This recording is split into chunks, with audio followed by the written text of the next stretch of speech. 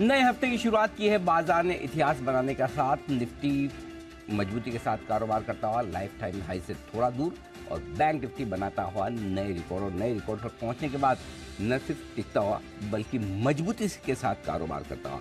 अब बचा है आखिर 1.5 घंटा। यही मजबूती बरकरार रहेगी, कुछ और बढ़ेगी या फिर आएगी मुनाफा वसूली? क्या करें बचे हुए 1.5 घंटे में, क्या करें कल की तैयारी, रहेगा इसी पर फोकस। स्वागत है आप सबका फाइनल ट्रेड में। नमस्कार, मैं हूं अनिल सिंह भी और नमस्कार, मैं हूं दीपांशु भंडारी। नया हाई एक बार के लिए आज बैंक निफ्टी पर बन गया है। निफ्टी भी ज़्यादा दूर नहीं है, धीरे धीरे करके वो डिस्टेंस भी कवर हो रहा है। बड़े दिनों बाद क्लोजिंग शो स्टूडियो से करने का हाँ, स्टूडियो का तो मज़ा ही अलग है, अलग ही फील है। हाँ, भले बंसल जी वगैरह को लगता हो कि मैं घूमता रहता हूँ वहाँ रहता हूँ, लेकिन वो होटल के रूम में बैठ के छोटी सी जगह वो में मज़ा नहीं देख आता। के जो आपके साथ बैठ के बात करने का जो आनंद है वो वहाँ कहाँ। वो तो है सर, स्टूडियो में तो स्टूडियो की एक एनर्जी अलग है, माहौल अलग और है, उसमें बाजार ऐसे कर रहे हो। बाजार ऐसा, वाह कहने के। तो आइए चलिए बाजार की बड़ी बातें आपके सामने रख दी जाए। निफ्टी ने 44483 ये है वो लेवल जो अब लाइफ टाइम हाई के तौर पर इतिहास में दर्ज हो चुका है। और इसके अलावा बैंक निफ्टी भी 100 पॉइंट ऊपर 18,600 के ऊपर टिका हुआ है। सेंसेक्स 400 पॉइंट ऊपर है मजबूती के साथ। आज इस मजबूती में योगदान है मेटल शेयरों का। सरकारी बैंक एनबीएफसी मजबूत है, रियल एस्टेट शेयर भी मजबूत है। एफएमसीजी ऑटो इंडेक्स तेजी के साथ ट्रेड करते हुए दिख रहे हैं। मिड कैप स्मॉल कैप शेयरों के लिए तो बाहर बिल्कुल वैसी चल रही है, बहुत शानदार तेजी यहाँ पर 1/4 से आधा % तक की है। आईटी में थोड़ा सा नुकसान है और आईटी को छोड़ दे तो बाकी सारे सेक्टर्स हरे निशान में आपको दिखेंगे। डाउ फ्यूचर्स भी आज रात फिर से मजबूत ट्रेडिंग सेशन की ओर इशारा कर रहे हैं। तो लगभग 50 पॉइंट 100 पॉइंट इस वक्त ऊपर ट्रेड करते हुए दिख रहे हैं। सेंचुरी मार के ओह सॉरी आज बंद है, माफ कीजिएगा आज बंद है। मैं तो सोचा था कि अच्छी मजबूती वाला दिन खोल दो ठीक है, लेकिन बाकी इंग्लैंड के बाजार भी आज बंद है और अमेरिका भी के भी बंद है। तो दो बड़े बाजार बंद है हमारे लिए। खेलो इंडिया खेलो आराम से, कोई टेंशन वाली मैं वही बोलने वाला था। जिस दिन बंद होते हैं और उस दिन अच्छे संकेत तो हमारे ट्रेडर्स के लिए तो फ्री हिट हो जाता है जैसा। वैसे तो आजकल हमें फर्क भी नहीं पड़ता इनसे। वैसे तो उतना पिछली बार कौन सा कब फर्क पड़ा था दीप? ये तो बात सही है सर। 4 हफ्ते से आपका डाउ, आपका मतलब आपका इसलिए बोल रहा हूँ कि आप सुबह सुबह 7 बजे आप ही करते हैं, हाँ, इसलिए आपका डाउ, हाँ आपका डाउ 4 दिनों से हफ्ते में 5 बजे से 4 दिन घटता है। हाँ। और हम हफ्ते में 5 बजे से 4 दिन बढ़ते हैं। बिल्कुल है कि नहीं? यस। तो आपके डाउ से हमारा निफ्टी, हमारा बैंक निफ्टी है, हमारा सेंसेक्स आपका बैंक निफ्टी बहुत बढ़िया है तो चलिए अच्छी मजबूती के साथ कारोबार होता रहता है। और जो आज के ट्रेडिंग सेशन में जो अब तक हुआ है दीप, उसकी एक बात खास हाईलाइट बताना चाहता हूँ। पहली चीज तो ये कि जो हमारा फाइनल टारगेट आज का था बैंक निफ्टी का 44,400 और 44,475, राइट? सुबह के टारगेट बाय बैंक निफ्टी में आज हमने शॉर्ट करने की राय नहीं दी। और अभी तक तो आप पूरे सेशन में देख लीजिए, कहीं से भी किसी भी लेवल से बैंक निफ्टी कोई 50 पॉइंट से ज़्यादा नीचे आया हो तो देख लीजिए। दूसरा 44,475 का जो टारगेट था, आज का हाई 44,483 है, बिल्कुल वहीं पर जाकर रुका है, 7 पॉइंट ज़्यादा, 8 पॉइंट बराबर। So done. अब आइए निफ्टी में थोड़ी और मजबूती बन सकती थी लेकिन कम बनी, लेकिन फिर भी आप 18,600 के ऊपर है, अच्छे ही हैं, कोई दिक्कत वाली बात है नहीं। 18,500 बेस बन रहा है बैंक निफ्टी, सॉरी निफ्टी के लिए, और बैंक निफ्टी के लिए अब 44,000 बेस बनता हुआ आपके लिए दिख रहा है। सो आई थिंक तेजी के रुझान के साथ बरकरार रहें। आज अमेरिका बंद है, तेजी का रुझान ही रखिए, कल के लिए भी खरीदारी करें। जैसे ही गिरावट मिले पहले सपोर्ट लेवल पे लेना है, इंपॉर्टेंट पे नहीं। पिछले हफ्ते तक हम इंपॉर्टेंट सपोर्ट लेवल की बात करते हैं, करेक्ट? गुरुवार से हमने स्ट्रेटेजी चेंज की है। पहले 18,200 आ गया, हो गया। अब पहले सपोर्ट लेवल पे आपको लेना है, और पहला सपोर्ट लेवल बैंक निफ्टी के लिए थोड़ा दूर है लेकिन है 44,150 की रेंज में। इस 150 पॉइंट की रेंज को पहले सपोर्ट रेंज पे मान के चलिए और यहीं खरीदारी कर लीजिए। निफ्टी के लिए पहला सपोर्ट लेवल है 18,500, अगर गलती से आए तो, वैसे आने की चांस कम है, नहीं आए तो फिर इंतजार कीजिए। यहाँ पर आपको खरीदना आज या कल में कभी भी आए तो लेना है। बाकी आपकी जो तेजी की पोजीशन बनी हुई है आराम से होल्ड करिए, हड़बड़ी मत करिए, जल्दबाजी मत करिए। मैं काफ़ी टाइम से यही चीज़ बोल रहा हूँ, है तो छोड़ो मत। वापस महंगा लेना पड़ेगा, या लिया तो लिया नहीं जाएगा, या अफसोस ही होगा मेरा बिक गया, मेरा बिक गया, मेरा बिक गया। करेक्ट। 6 महीने रखा, 6 दिन और रख लेता तो क्या हो जाता? ये अफसोस बहुत मतलब गंदा पड़ता है, लोगों को भारी पड़ता है ना? करेक्ट। हाँ, पूरी पार्किंग आप करो और बिना पार्किंग चार्जेस दिए आदमी निकल जाए है ना? और ऊपर से आप ध्यान भी रखो उसका, तेरी गाड़ी का ध्यान मैं ही रख रहा हूँ, है ना?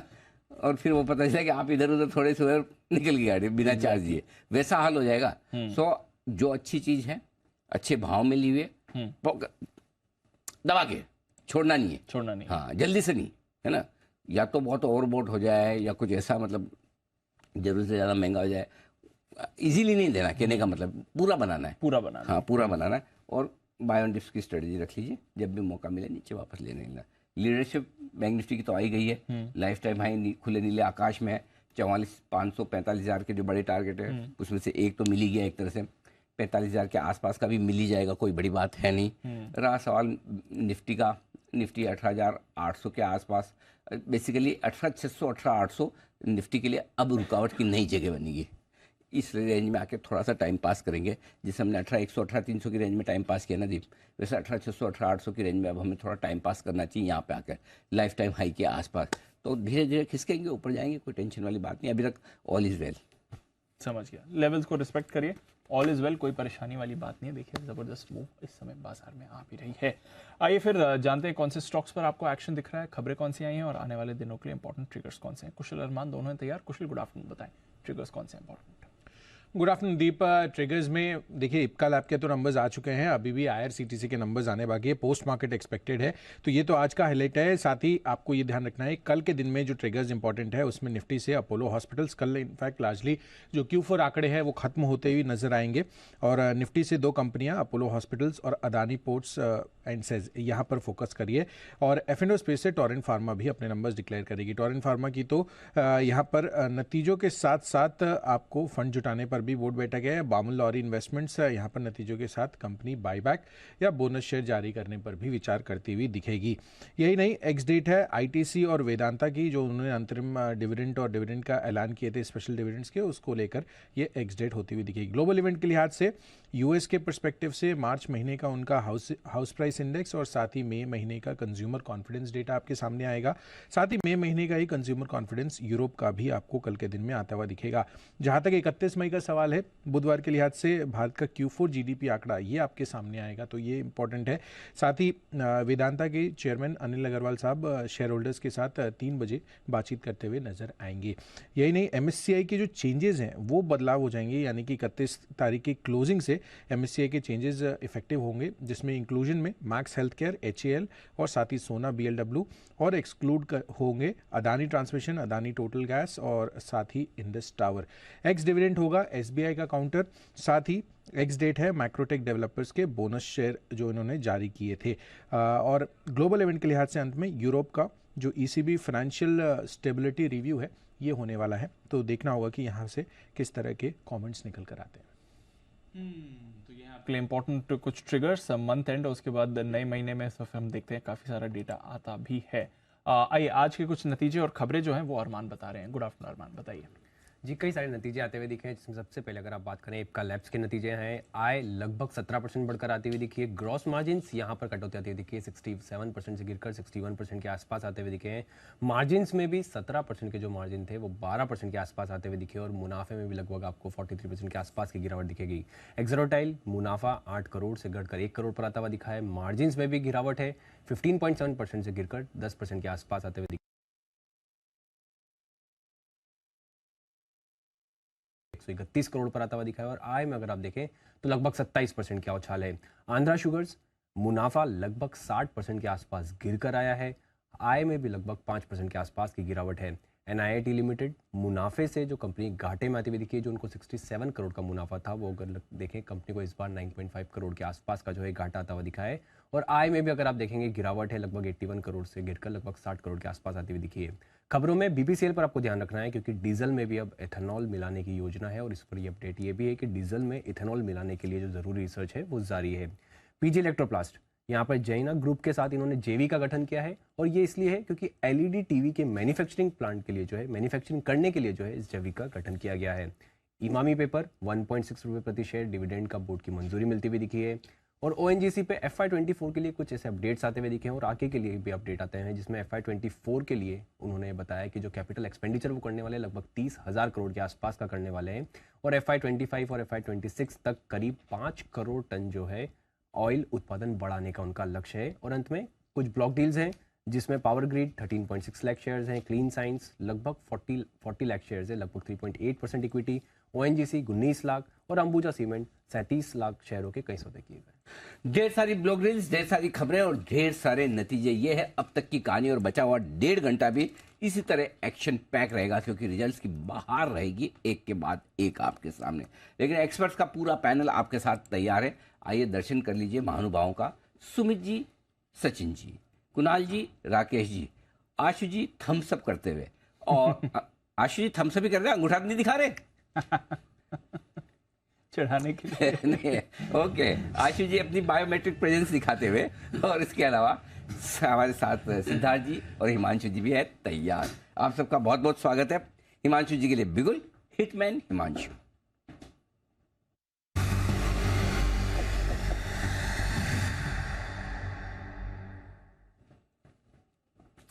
हिमांशु जी फरमाएं। Good afternoon to Anil ji, good afternoon everyone. Anil ji, खरीदारी करनी है और खरीदारी करके चलना है लुपिन का फ्यूचर्स।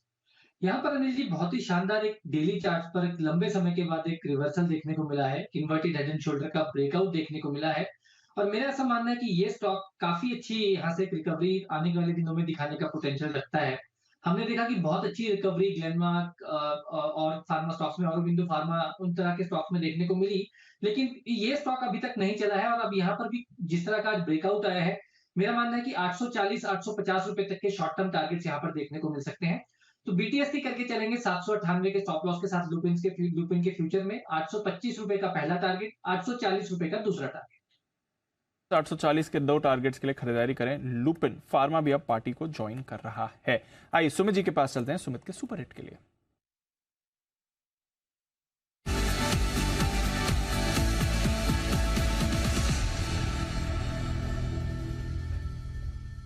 बताएं सुमित जी।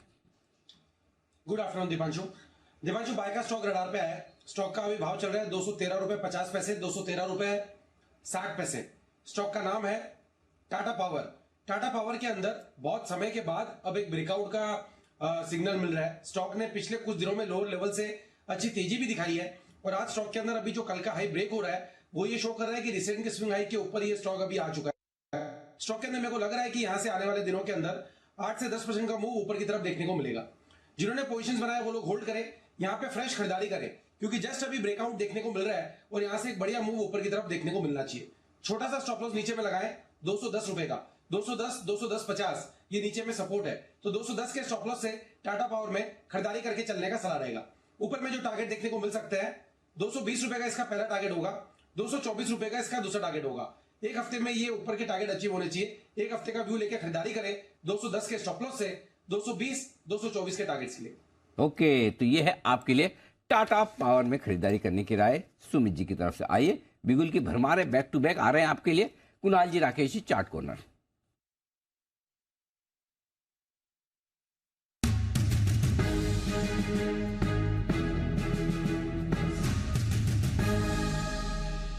बताएं सर। अनिल जी, एक ओवरवेट खरीदारी की राय है हिंदुस्तान कॉपर पर। 108 रुपये 55 पैसे के अराउंड चल रहा है। कैश में 108 रुपये एक मेजर नेकलाइन है। 108 के ऊपर की क्लोजिंग आती है तो मोस्ट लाइकली एक गैप अप ओपनिंग का एक दावेदार बनेगा कल ये स्टॉक। और जिस तरीके का टेक्निकल स्ट्रक्चर है, 114 से लेकर 117 का जो टारगेट जोन है, पहला टारगेट निकल के सामने आता है। एक अच्छा मोमेंटम दिखाने का दमखम रखता है। ओवर टू कुणाल जी। जी, अगर आप इस चार्ट को देखते हैं तो फरवरी के बाद से ये 109, 110 के लेवल्स को पार नहीं कर पाया, और अब स्टॉक में 109 के ऊपर का ट्रेड हम आज डेरिवेटिव्स में होता हुआ देख रहे हैं। तो एक अच्छा ब्रेकआउट चार्ट पर आया है, कई सप्ताह का, कई महीनों का इसके पीछे कंसोलिडेशन है। तो ये स्टॉक अब 128, 129 के लेवल्स की ओर वापस से एक बार बढ़ता हुआ दिख रहा है। बाय करके चलने की हमारी राय है। एक छोटा सा स्टॉप लॉस रख लें 107 रुपये 50 पैसे पर। ये जो स्तर मैं दे रहा हूँ ये डेरिवेटिव्स के फ्यूचर्स के लेवल हैं। 107 रुपये 50 पैसे का स्टॉप लॉस रखें। पहला टारगेट 114 रुपये का, इवेंचुअल टारगेट 117 रुपये का। 114 और 117 के टारगेट के लिए हिंदुस्तान कॉपर पर करें खरीदारी। मेटल्स भी रेडार पर आ रहे हैं। फार्मा, पावर और मेटल्स, ये 3 सेक्टर तो हो गए कवर। आइए सच्चू जी के रेडार पर कौन सा स्टॉक है ये भी जान लेते हैं। बिगुल उनके लिए PTSWT।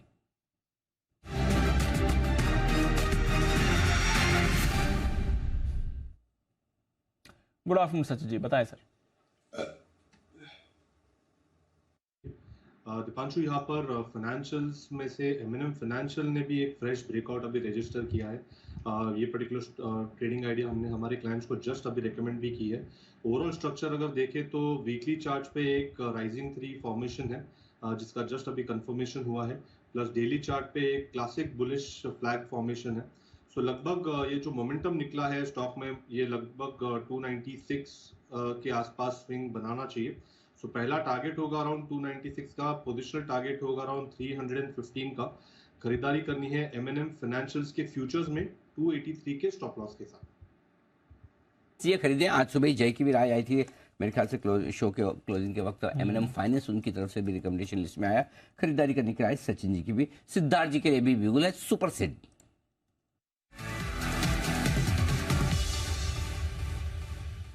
सिद्धार्थ जी फरमाएं sir. Anil ji, over the weekend में रायपुर था तो बहुत सारे स्टील के मैन्युफैक्चरर मिले। तो रायपुर सिटी भी स्टील का कहा जाता है, बहुत सारी मैन्युफैक्चरिंग है। तो ये स्टॉक भी स्टील से रिलेटेड है और ये है टाटा स्टील। मेटल्स फ्लेवर में भी है। मुझे लगता है कि टाटा स्टील पे खरीदारी की राय है। Short term target Tata steel में 113 रुपए का होना चाहिए और लंबे समय का 1 साल का टारगेट होना चाहिए 132 रुपए का। ग्लोबल स्टील प्रोड्यूसर है, 34 मिलियन टन की कैपेसिटी है। आज चौथे तिमाही के नतीजे अच्छे दिखे। अबिटा 70%, 70% से बढ़ के आया। मार्जिन 4% से बढ़ के आए हैं। तो मुझे लगता है कि ये डिमांड, डोमेस्टिक डिमांड भी स्ट्रॉन्ग दिख रही है। केपेक्स कुछ 16,000 करोड़ का है FY24 में और 1000 से 1200 रुपए स्टील के प्राइसेस बढ़ने की उम्मीद है FY24 यानी ये साल में। मुझे लगता है टाटा स्टील पे एक मोमेंटम बन सकता है। शॉर्ट टर्म टेक्नो फंडा के हिसाब से 113 और अगर फंडामेंटली लॉन्ग टर्म देखें तो 132 के टारगेट आ सकते हैं। टाटा स्टील में खरीदारी करने की राय है सिद्धार्थ जी की तरफ से, चूंकि रायपुर जाकर आए हैं, स्टील प्लांट के बीच में घूम कर आए हैं, इसलिए उन्हें टाटा स्टील पसंद है। वैसे वहां प्लांट नहीं है लेकिन क्योंकि स्टील बहुत देखा है ना। हाँ। तो आशु सर, मेरा आपसे एक मासूम सा सवाल है और वो ये कि मैं भी 3-4 दिन गोवा रह के आया हूँ, तो क्या मुझे कैसीनो या कोई श्रिम्प वाला स्टॉक रिकमेंड करना चाहिए इसी फॉर्मूले से? अनिल जी, ये ट्रेंड ना बहुत पहले से शुरू हो चुका है। पिछले 1 साल से जो जहाँ जाता है वहां का हो जाता है। वहां के स्टॉक्स अच्छे लगते हैं, वहां के लोग अच्छे लगते हैं। तो अनिल जी, ये तो ट्रेंड चल ही रहा है, अब आपको करना ही पड़ेगा। मतलब everyone has to fall in place. और अनिल जी, मैं वो ना अंगूठा नहीं दिखा रहा था, मैं पीसीआर प्रोडक्शन कंट्रोल रूम को थम्स अप करके कह रहा था कि आवाज बिल्कुल परफेक्ट है। हाँ, मुझे लगा कि आप नए जमाने के हो गए हैं, बोले कि मैं अपनी प्रेजेंस ऐसे हाथ खड़ा करके नहीं, बायोमेट्रिक प्रेजेंस दर्ज करूंगा अंगूठे के साथ, ताकि मेरी वो अंगूठे की लकीरें पढ़ ली जाए। अच्छा, तो बाय द वे मैं कर देता सिद्धार्थ जी के फॉर्मूले के लिहाज से, न मैं कैसीनो गया और न मैं श्रिम्प का सेवन करता हूँ। अच्छा। अफसोस मैं कर नहीं पा रहा। जी कुणाल जी कुछ कहना चाहते हैं? जी कुणाल जी। अनिल जी देखिए, आप तो गोवा गए हैं अनिल जी, हमारे आशु जी तो अनिल जी लंदन होकर के आए हैं।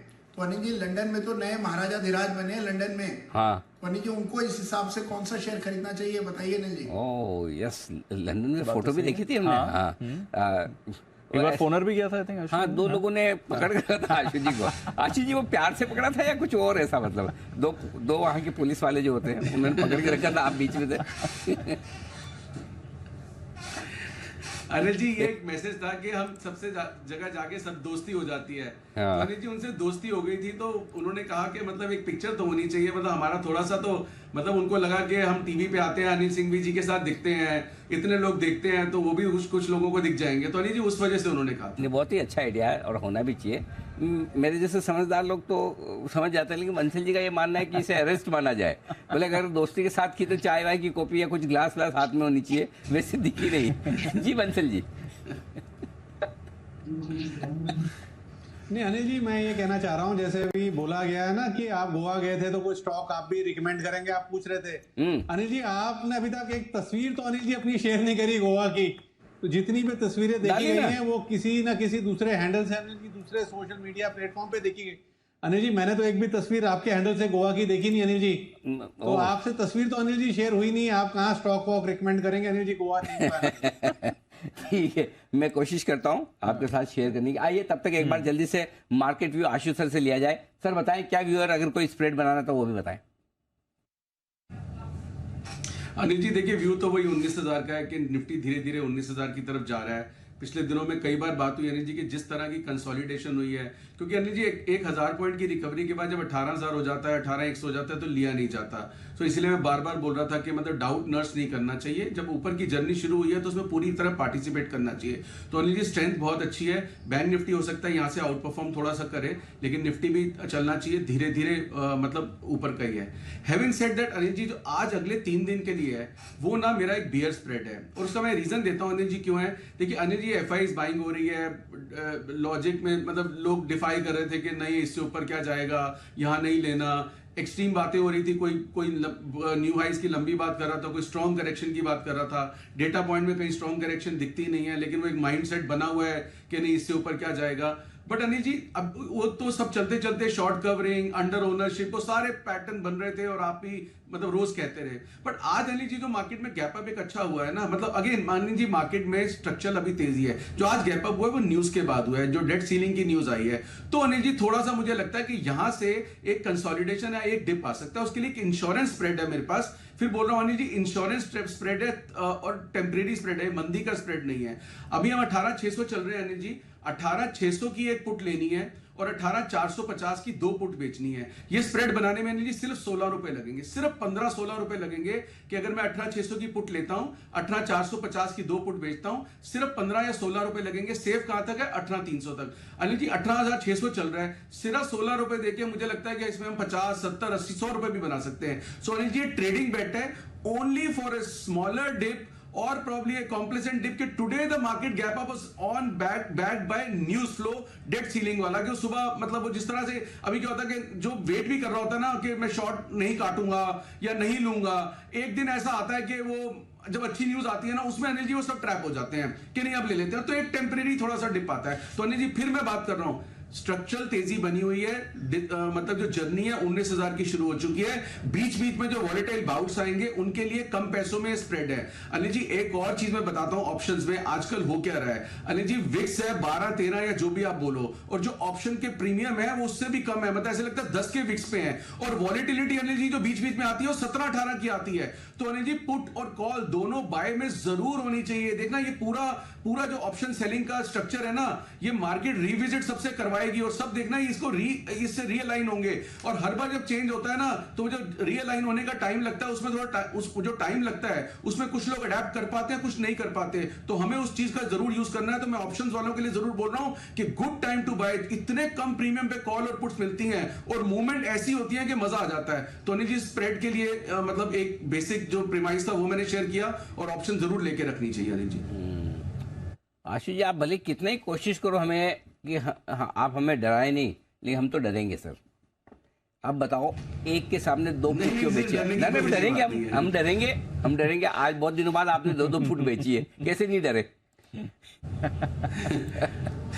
अनिल जी एक चीज देखिए, 2 फुट बेचना मतलब ज्यादा मंदी नहीं है, 2 फुट बेचना मतलब ज्यादा मंदी नहीं है। अगर कॉल ज्यादा बेचो तो होता है कि नहीं ऊपर का घर नहीं है, बट अगर ज्यादा चीज नीचे की बेच रहे हैं पुट, इसका मतलब एक लेवल से नीचे नहीं लग रहा। सही जवाब, बस वही पॉइंट हाईलाइट करना था कि आशीष जी अगर क्या है वो बेचने का नाम जहाँ डबल आया ना लोग डर जाते हैं। तो आशीष जी की भावनाओं को समझो।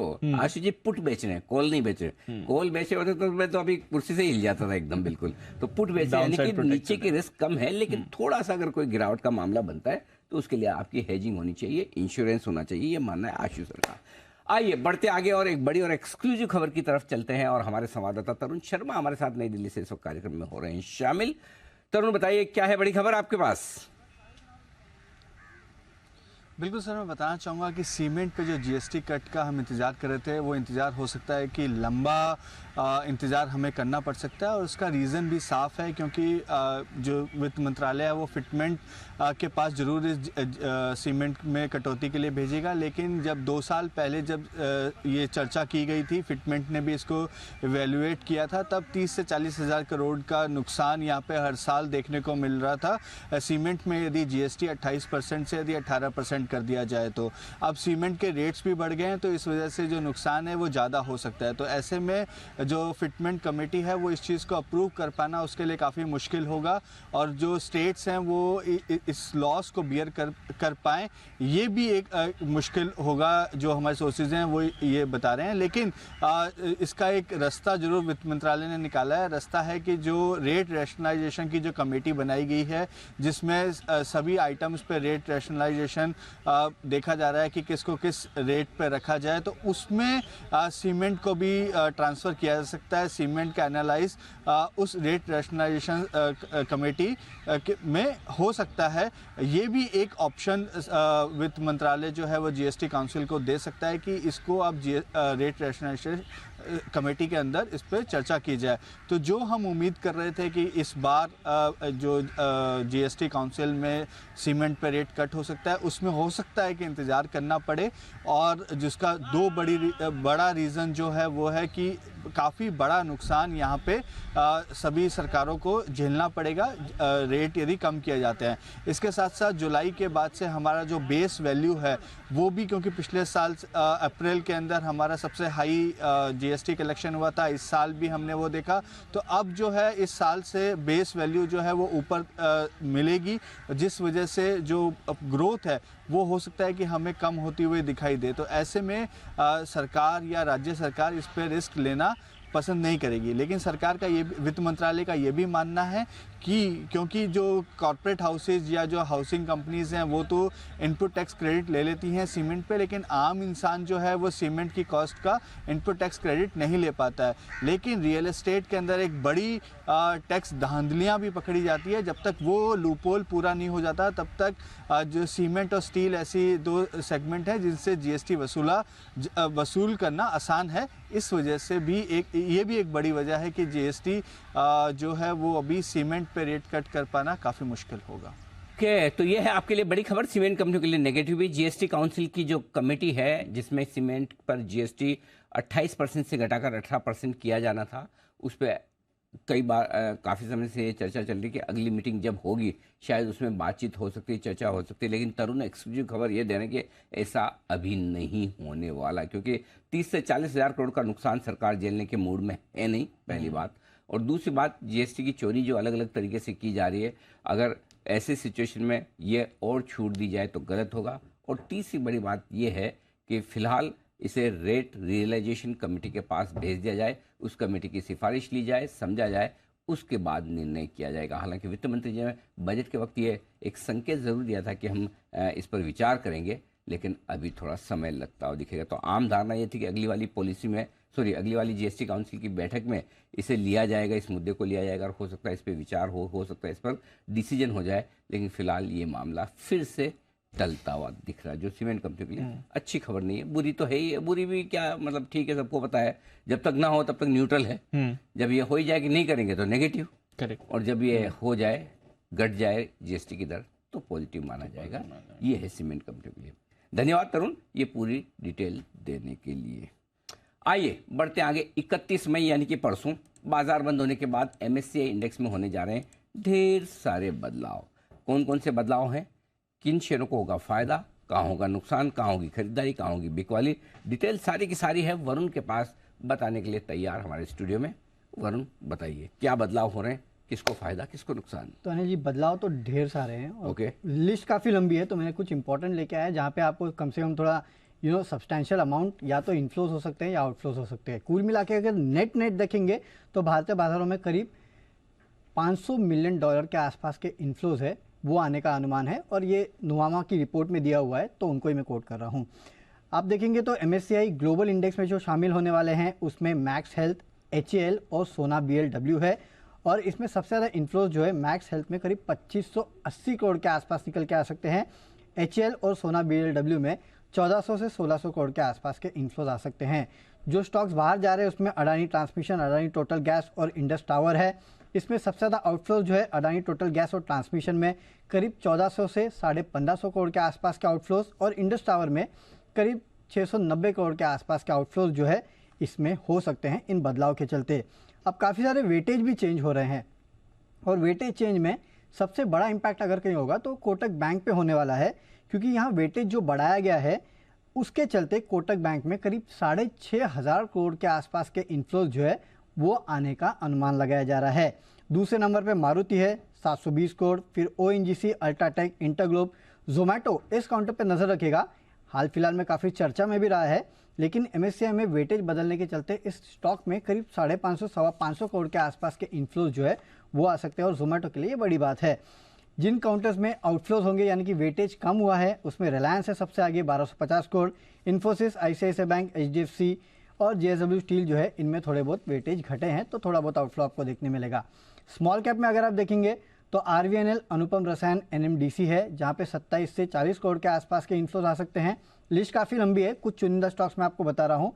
आउटफ्लोज के लिहाज से अगर आप देखेंगे तो पॉलीकैप 132 करोड़ का आउटफ्लो और जिलेट है जहाँ पे 36 करोड़ का है। इसके अलावा काफ़ी मार्जिनल आउटफ्लोज है जो आपको देखने मिल सकते हैं।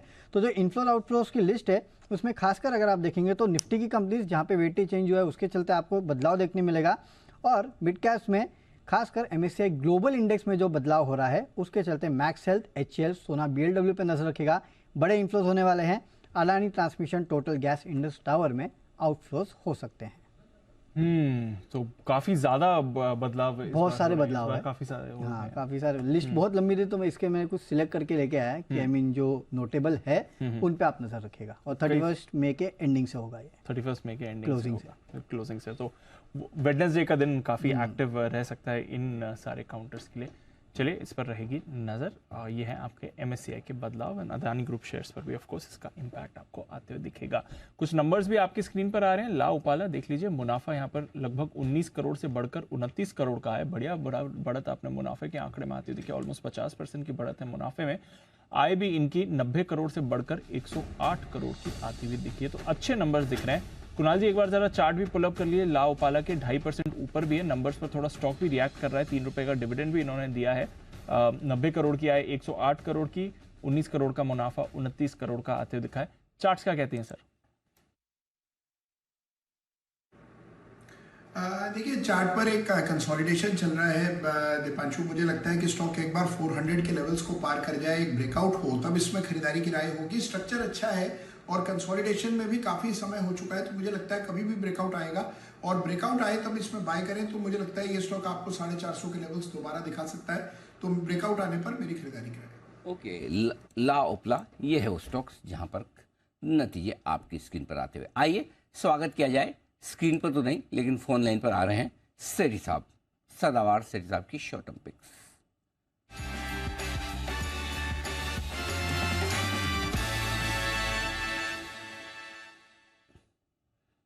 जी सर बताएं क्या? Good afternoon Anil ji, good afternoon Deepanshu. Anil ji, 2 stock है आज जिनमें खरीदारी करनी है। एक कैश का है और एक F&O का स्टॉक है। और अनिल जी ये जो स्टॉक अभी जिसके नतीजे हैं, ला ओपाला, अगर आपको याद हो तो मैंने लास्ट वीक ही इस स्टॉक को रिकमेंड किया है, तो बहुत अच्छे नतीजे हैं और स्टॉक में अच्छी तेजी हो रही है। अरे वाह, बहुत ही बढ़िया, बधाई सर।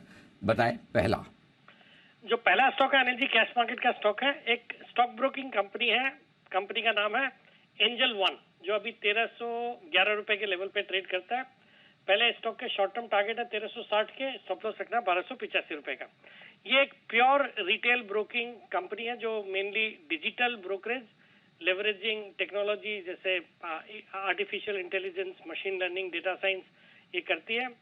बहुत ही जबरदस्त कंपनी है और हाल ही में इन्होंने अपना एक सुपर ऐप लॉन्च किया है जो भी बहुत सक्सेसफुली लॉन्च किया है।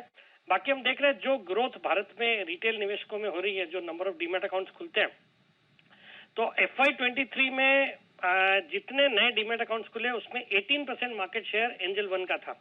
और टोटल अगर देखेंगे तो अराउंड 13.8 मिलियन क्लाइंट्स हैं इनके, मतलब 1.38 करोड़, जो कि पूरे भारत का 12% डीमैट का मार्केट शेयर है।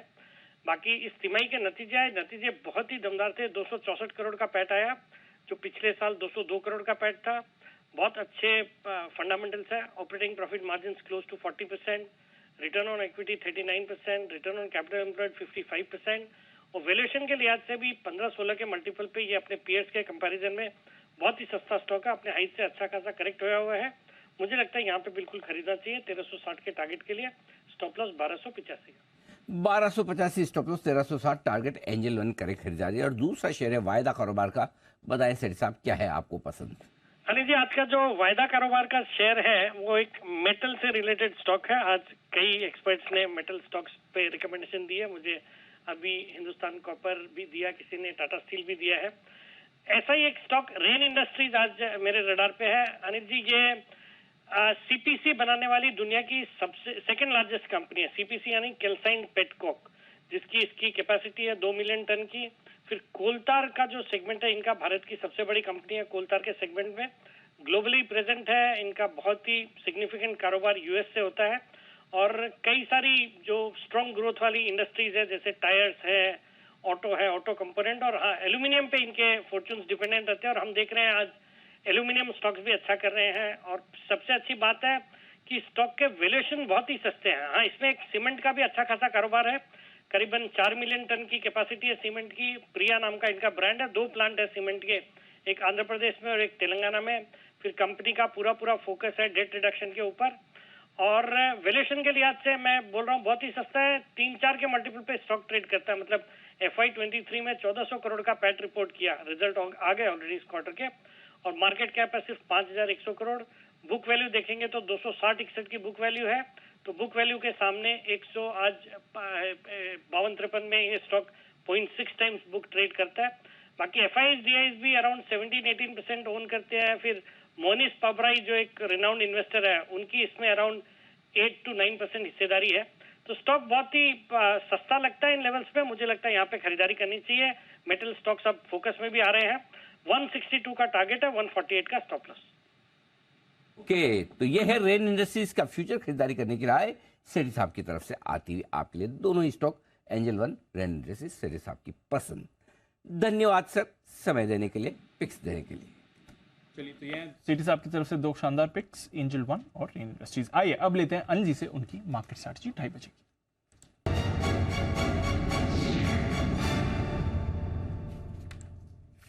अमेरिकी फ्यूचर्स अनिल जी अच्छे एक्शन में। वैसे आज शाम अमेरिका के बाजार बंद है, बट 100 पॉइंट ऊपर डाउ फ्यूचर्स हैं, 65 पॉइंट ऊपर नैस्डैक फ्यूचर्स हैं। डेज हाई पर इस समय अमेरिकी फ्यूचर्स ट्रेड कर रहे हैं।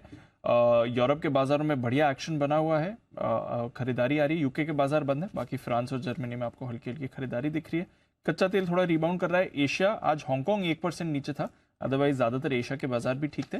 रुपया थोड़ा कमजोर है, बीच में एक अच्छी स्ट्रेंथ आ गई थी इंट्राडे में, वो गिव अप करके रुपया थोड़ा कमजोर है। अदरवाइज बाकी क्यूज तो अच्छे ही हैं सर। आप बताएं क्या करना है। तेजी कहाँ, बस सवाल अभी यही है। अब बताइए। करना हो तो सब पता है। सबसे बढ़िया जगह तेजी करने की जो पहली और बढ़िया जगह 18,500 यहाँ से 100 पॉइंट नीचे है। अब आएगा नहीं आएगा वाला मामला है, देख ठीक है। तो आए तो 18,500 पे एंट्री मार लेना। पहली एंट्री मार लीजिए 18,500, 18,510 के आसपास। 5-10 पॉइंट तो अपना दिमाग खुद लगा लीजिएगा। सब कुछ ऐसा बिल्कुल स्पून फीडिंग करेंगे तो दिमाग चलना बंद हो जाएगा। करेक्ट। हाँ, रट्टा मारने से खाली याद होता है, दिमाग नहीं चलता, है ना। तो इसलिए 18,500 के आसपास पहला एंट्री मार लीजिए अगर आए तो, चाहे वो आज आए चाहे कल आओ। अब कोई अति उत्साहित ऐसे लोग हैं, भाई हम तो इंतजार नहीं कर सकते और उसके पहले 18,700-800 हो गया तो अनिल जी हमारा तो मिस हो जाएगा। कोई बात नहीं, अभी लीजिए, आखिरी एक घंटे में जहाँ भी मौका मिले वहाँ कहीं भी एक एंट्री ले लीजिए। और इस कंडीशन पे लीजिए कि कल अगर 100 पॉइंट नीचे मिले तो आपको और ऐड करना है तो ही लीजिए। 100 पॉइंट नीचे स्टॉप लॉस लगाने का मन बने तो अभी मत लीजिए, फिर 100 पॉइंट नीचे ही लीजिएगा। तो आप एवरेज करने की ताकत रखते हैं, नीचे में हिम्मत रखते हैं। अच्छा, ताकत से ज्यादा हिम्मत चाहिए इसमें, है ना। गिरते बाजार में लिया नहीं जाता किसी से, है ना। तो अगर रखते हैं तो ही खरीदिए, नहीं तो 18,500 के आसपास एंट्री कीजिए। टारगेट ऊपर के 18,690, 725, 775 ये सारे टारगेट्स हैं, जिसके लिए 760 और 775 ये सारे टारगेट बेसिकली 18,800 तक की राह खुलेगी आपके लिए। तो उसके लिए आपको खरीदारी करनी। Best entry point 18,500। आज गैप से भी खुले आप। शुक्रवार को 18,508 का हाई था, आज सीधे ही आपका हाई बनाया 18,581। 75 पॉइंट का गैप छोड़ा हुआ है निफ्टी ने। आ जाए पूरा करना तो कहने ही क्या। करेक्ट। आ जाए 3:30 बजे आए, कल 9:15 आए, कभी भी आए 18,500 एंट्री करनी है। पहला एंट्री पॉइंट वहाँ है, ठीक है, याद रख लिए, बिल्कुल रट्टा मार लीजिए 18,500। अब आइए बैंक निफ्टी। बैंक निफ्टी में फर्स्ट क्लास मिल गया एक पॉइंट एकदम, जहाँ एंट्री करनी चाहिए 44,150, 44,200। यहाँ से 150 से 200 पॉइंट बैंक निफ्टी करेक्ट हो तो किसी के इन्विटेशन का इंतजार मत करना, ले लेना। पहली एंट्री वहीं बनेगी, दूसरी एंट्री बनेगी 44,000 पे, तीसरी की जरूरत नहीं पड़ेगी। जरूरत नहीं पड़ेगी, ठीक तो है। 2 एंट्री से काम है। 44,150 2-3 बार आपने टच किया, पार नहीं हुए। आज गैप से खुले ऊपर में उसके बाद करेक्शन हुआ, 44,193 का लो है, 44,200 का। ये 50 पॉइंट की रेंज का गैप जिस दिन फिलअप हो उस दिन ले लेना है। तो आज आ जाए तो आज ही ले लेना है, कल सुबह मिले तो कल सुबह लेना है। पहला एंट्री पॉइंट वहाँ है और बाकी जो बढ़िया मजबूत एंट्री पॉइंट है वो 44,000 के आसपास है, 44,000, 44,025। क्लियर है। अब डेटा बता देता हूँ पहले। कभी मैं पहले डेटा बताता हूँ, कभी स्ट्रेटेजी। आज मेरे मन हुआ स्ट्रेटेजी पहले बताऊँ, अब डेटा बताऊँ। 18,600 मेक और ब्रेक लेवल है। क्यों? 18,600 के पुट पर 94 लाख शेयर है, कॉल्स में 1.25 करोड़ शेयर है, इसलिए 18,600 के आसपास बार बार जो बाजार रुक रहा है, अटक रहा है, इसलिए कि कॉल राइटिंग जमकर हुई है। इसलिए अगर बाजार को मजबूत रहना है और आगे बढ़ना है तो 18,600 को होल्ड करना है 3 बजे तक। अगर 3 बजे तक आप 18,600 के ऊपर टिके रहे तो 18,650, 18,690 के टारगेट आज ही देख सकते हैं। अगर 18,600 के नीचे बने रहे तो भी ऐसा कुछ नहीं कि बहुत ज़्यादा गिर जाएंगे, 18,500, 525 आ गए तो वहाँ खरीदना ही है। ये आपके लिए डेटा के लिहाज से। बैंक निफ्टी 44,000 पर हाईएस्ट ओपन इंटरेस्ट पुट में, उसके नीचे की क्लोजिंग आपको मिलेगी नहीं, और तो आपको पता है रिस्क कितनी है, 350 पॉइंट की। 44,300, 44,400 as of now buy zone बना हुआ है, और 44,400, 44,500 पे कॉल राइटिंग है, इसलिए वो सप्लाई जोन है। 2 तरीके से आप ले सकते हैं, या तो जितना 44,000 के नज़दीक खरीदें उतने सेफ है, या फिर 44,500 आज के हाई को पार करके टिकने दें, फ्रेश ब्रेकआउट आए तब लीजिए। आज दोनों ही न 44,000 तोड़ेगा न 44,500 तोड़ेगा, ऐसा डेटा में दिख रहा है। तो आज के लिए 44,400, 500 की रेंज में थोड़ी प्रॉफिट बुकिंग करनी है, 44,300, 400 की रेंज में आए तो लेना है। ब्रॉडली यही दिख रहा है। बैंक निफ्टी ज़्यादा कुछ करने के मूड में नज़र नहीं आ रहा है, फिर भी क्योंकि लीडरशिप है और 3 बजे के पहले 44,500 के ऊपर निकल जाता है बैंक निफ्टी, तो दबा कर लीजिए, दबा कर लीजिए। ये बात याद 44,500 के ऊपर टिक जाता है 3 बजे के पहले, तो बैंक निफ्टी दबा के लीजिए। Got it. ठीक है, समझ गया। चलिए, तो लेवल्स हैं, ध्यान रखिए, मौका दे रहा है बाजार और हर लेवल पर अनिल जी की तरफ से आपके लिए सलाह भी आ रही है। आइए चलते हैं हिमांशु जी के पास और लेते हैं उनकी एक कॉल। हिटमैन हिमांशु।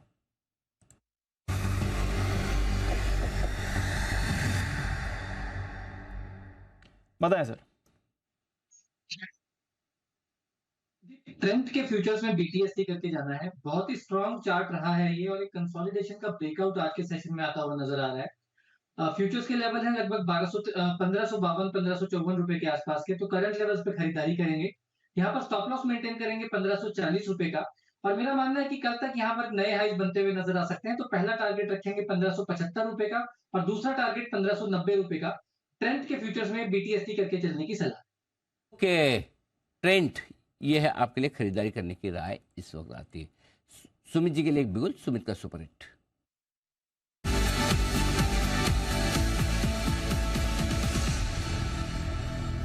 सुमित जी बताएं सर। अनिल जी, बाय का स्टॉक मेरे रडार पे आया है। स्टॉक का अभी भाव चल रहा है 482 रुपीज 50 पैसा, 482 रुपए 50 पैसे। स्टॉक का नाम है DLF के अंदर मोमेंटम बन रहा है। DLF तेजी के ट्रेंड के अंदर में है। DLF में कंटिन्यूसली हमने तेजी देखी है और अब स्टॉक के अंदर ब्रेकआउट है।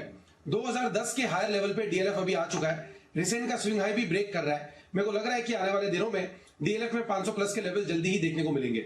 फिलहाल यहाँ पे ब्रेकआउट है, खरीदारी करें। जिन्होंने ले रखा है वो लोग होल्ड करें। स्टॉक का जो नीचे में सपोर्ट है 470, 475 के पास है, तो 470 का स्टॉप लॉस लगा के DLF में खरीदारी करके चलने का सलाह रहेगा। ऊपर के अंदर 500 रुपए के इसके इमीडिएट टारगेट बनेंगे। 500 रुपए का लेवल निकलने के बाद 510 रुपए तक का मूव ट्रेडिंग के लिहाज से देखने को मिलेगा। पोजिशनल तौर पे और ऊपर के टारगेट बनेंगे। खरीदारी करें 470 के स्टॉप लॉस से 500, 510 के टारगेट्स के लिए। 500, 510 के टारगेट सर DLF इस पर करनी है खरीदारी। अनिल जी, बात होने लगी है 500 की। DLF काफी समय से आइडेंटिफाई किया हुआ स्टॉक है। आपने कहा ये बेचना नहीं है। आई थिंक 250 के आसपास, थोड़ा 250 के ऊपर के रेंज में इसको आइडेंटिफाई किया था, तब से कह रहे हैं कि इसे होल्ड करिए। 250, 300, 350 लास्ट हर लेवल लेवल पे रिकमेंड किया। 365, 70 से भी रिकमेंड किया है अभी हाल ही में। यस। और वेल्थ क्रिएशन पिक में भी था। Exactly. सब जगह। आपने क्या पूछा? आपने क्या पूछा? होल्ड करना है या नहीं? अच्छा, होल्ड होल्ड मतलब होल्ड तो करना है, ये तो आप कह रहे हैं। सोचना भी मत बेचने के सोचना भी मत बेचने का। सोचना भी मत, सोचना भी मत। ITC की तरह डबल से ज़्यादा करना है इसको। ITC 200, 400 हो गया, प्लस डिविडेंड वगैरह अलग से। ये भी अगर किसी ने 250 में लिया तो भी डबल लगभग होना है। 300 में लिया तो भी उसको डबल करना है। जिसने 400 में लिया उसको भी डबल करना है। डबल सबको करना है, किसी भी भाव में लिया भाव। अभी तो चालू है दीप, अभी तो शुरू हुआ है, अभी कहाँ बढ़ा है। अभी तो इसको आप 750, 800, 700 रुपये तो देखने दो। करेक्ट। ये भी बेचारा आईटीसी से 7-8 साल तक कुछ नहीं किया, इतना बढ़िया बिजनेस हो चुका है। देखिए आप देखो, जो दिल्ली में रहने वाले ये सब जानते हैं। पहली चीज़ तो है कि दिल्ली में बाकी सारे बड़े बड़े बिल्डर वैसे ही धराशायी हो गए, तो कंपटीशन कुछ है नहीं। अगर ढंग ढंग का आपको कोई लग्जरी प्रोजेक्ट लेना हो तो एक डीएलएफ के अलावा कोई बचा नहीं है। करेक्ट, पहली चीज़। दूसरी चीज़, पिछले 8 सालों में स्टॉक का भाव वहीं का वहीं है, अब थोड़ा ये महीने भर में बढ़ा है वो अलग बात है। तीसरी चीज़, 8 सालों में डेट रिडक्शन ज़बरदस्त किया और बैलेंस शीट कर दी मजबूत। पिछले 8 सालों में इन्होंने लीज रेंटल्स ज़बरदस्त बढ़ा दिए। मतलब जो काम एक कंपनी सही कर सकती है, ये सब इन्होंने पिछले कई सालों में कर करके अपनी एक मजबूती बना दी। मेरे हिसाब से अगर ये जो रियल एस्टेट का बूम जो मैं एक्सपेक्ट कर रहा हूँ, जो मैं बोल भी रहा हूँ बार बार, कि ये 800,000 रुपये का स्टॉक है। यहाँ से भी डबल? हाँ, जहाँ है वहाँ से ही होगा। नहीं, रखना चाहिए बेसिकली। कभी कभी आपकी एंट्री सही, और मैं बार बार इसलिए बोलता हूँ कि कई बार अभी जैसे अभी आज सुबह भी जैसे हम बात कर रहे थे कि हम बार बार बोल रहे हैं 16,800 से 17,000 से कि लो बड़े गेंस के लिए हो, मिड कैप। बोले अरे आप कोई एक चीज़ सही निकलती है उसको तो बार बार बोलते हो और बाकी को नहीं। अरे इसलिए बोलना जरूरी ताकि आपका छूटे ना, इसलिए बोलना जरूरी ताकि हर वक्त आपको कॉन्फिडेंस बना रहे। नहीं तो क्या 25 रुपये बढ़ा रहे, 25 बढ़ गया भागे। अरे 25 के लिए नहीं लेना है, 500 के लिए लेना है। एग्जैक्टली। अगर आईटीसी में आपको, वेदांता में आपको बार बार नहीं बोला होता तो निकल जाता 10-20 रुपये में। बिल्कुल करेक्ट, बिल्कुल। यही अगर निफ्टी में आपको 150 बना के निकल जाएंगे तो 1000 पॉइंट कैसे कमाएंगे। सो आई थिंक इसलिए कभी कभी बार बार बोलने के पीछे पर्पज़ ये होता है कि आपको कॉन्फिडेंस बना रहे कि हाँ, अगर अच्छी चीज़ आपके सही वक्त पे हाथ लगे तो उसे बनाए रखें। तो ये एक बड़ी वजह है जिसके लिए हम आपको बता रहे हैं। आइए एक इंटरव्यू की तरफ बढ़ते हैं, छोटा सा हम आपको एक बार सुना दें।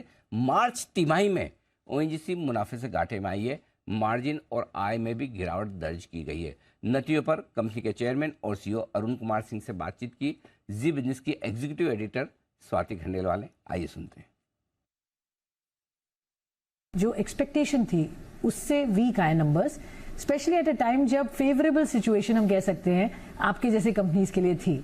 इस पीरियड में नंबर मीट नहीं हुए, उसके क्या कारण है और जो एक्सेप्शनल लॉस 9,000 और करोड़ का है वो क्यों आया सर? रॉयल्टी एक टैक्स है और टैक्स पे टैक्स ओएनजीसी ने समझा कि ये टैक्स पे टैक्स होना नहीं चाहिए। हमने एक बड़ा बोल्ड कॉल लिया कि हमारा जो करीब 12,000 करोड़ जो हमारा जो जीएसटी जो है वो हमको प्रोवाइड फॉर कर देना चाहिए। तो वो 12,000 करोड़ का अगर टैक्स 25% आप निकाल दें तो 9,000 करोड़ हो जाता है। तो पैट पे उससे 9,000 करोड़ का इम्पैक्ट है। और सिमिलरली अगर पिछले साल आप जाएं तो 40,000 करोड़ जो पैट था उसमें 8,000 करोड़ वो हमारा टैक्स गेन हुआ था, इसलिए कि रिजीम चेंज हुआ था टैक्स हम। हाँ। तो वो उसके 32,000 के अगेंस्ट ये 47,000। तो ये करीब 51% ज्यादा प्रॉफिट है। ओएनजीसी ने अपने बूते पे अपना जो काम है उसमें प्रॉफिट उनका 32,000 से बढ़ के 47,000 हुआ। लेकिन चूंकि आपने अच्छा किया है, लेकिन टैक्सेशन की वजह और दिक्कत है। ये भी आपको बता दें कि अगर ये रिवर्स हुआ तो ये पैसे फिर ओएनजीसी को वापस आ जाएंगे। ओके, तो ओएनजीसी के नतीजों पर विस्तार से बातचीत आप आगे भी देख पाएंगे। आइए फिलहाल चलते हैं कुछ और बिगुल्स के लिए। सचिन जी के लिए बिगुल BTS double T.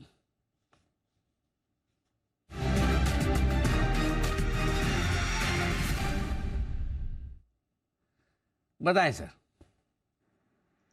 Anil ji, यहाँ पर सीमेंट पैक में काफी अच्छी हलचल है, वहां पर कुछ सस्टेन्ड मूव्स नजर आ रहे हैं एंड ग्रासिम ने पिछले 5 दिनों से कुछ किया नहीं है, बट फिलहाल मुझे लग रहा है जिस तरीके से फ्राइडे के सेशन में एक स्पिनिंग टॉप फॉर्मेशन बेस के नजदीक था, 1700 का जो बेस है मुझे लग रहा है वो काफी कॉन्फिडेंट हो चुका है। तो यहाँ से एक अच्छी एलिवेटेड रैली नजर आनी चाहिए।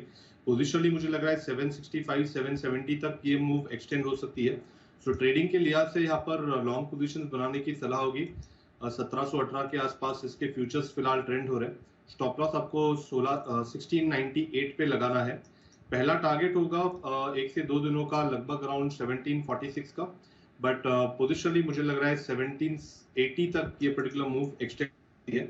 तो खरीदारी करनी है ग्रासिम के फ्यूचर्स में। ग्रासिम खरीदे, सचिन जी की राय, आशु जी की भी राय आ रही है स्प्रेड के साथ। बिगुल स्विंग के सुल्तान आशु मदान।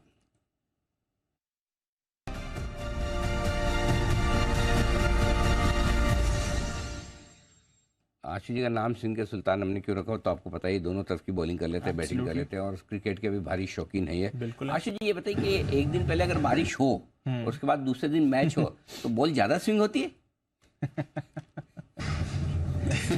नहीं अनिल जी, बारिश के बाद आज कोई बारिश नहीं है, आज पूरा मैच होगा। और आप और मैं दोनों बिल्कुल अनिल जी धोनी को सपोर्ट करेंगे। नहीं, ये तो आपने कल तो नहीं कहा कि पूरा मैच नहीं होगा, हमें बोलता हम पूरे दिन बिजी रहे आपके चक्कर में। अगर पहले भी कल का भी बता देते कि नहीं होगा तो हमें कम से कम कुछ और ढंग से काम कर लेते सर।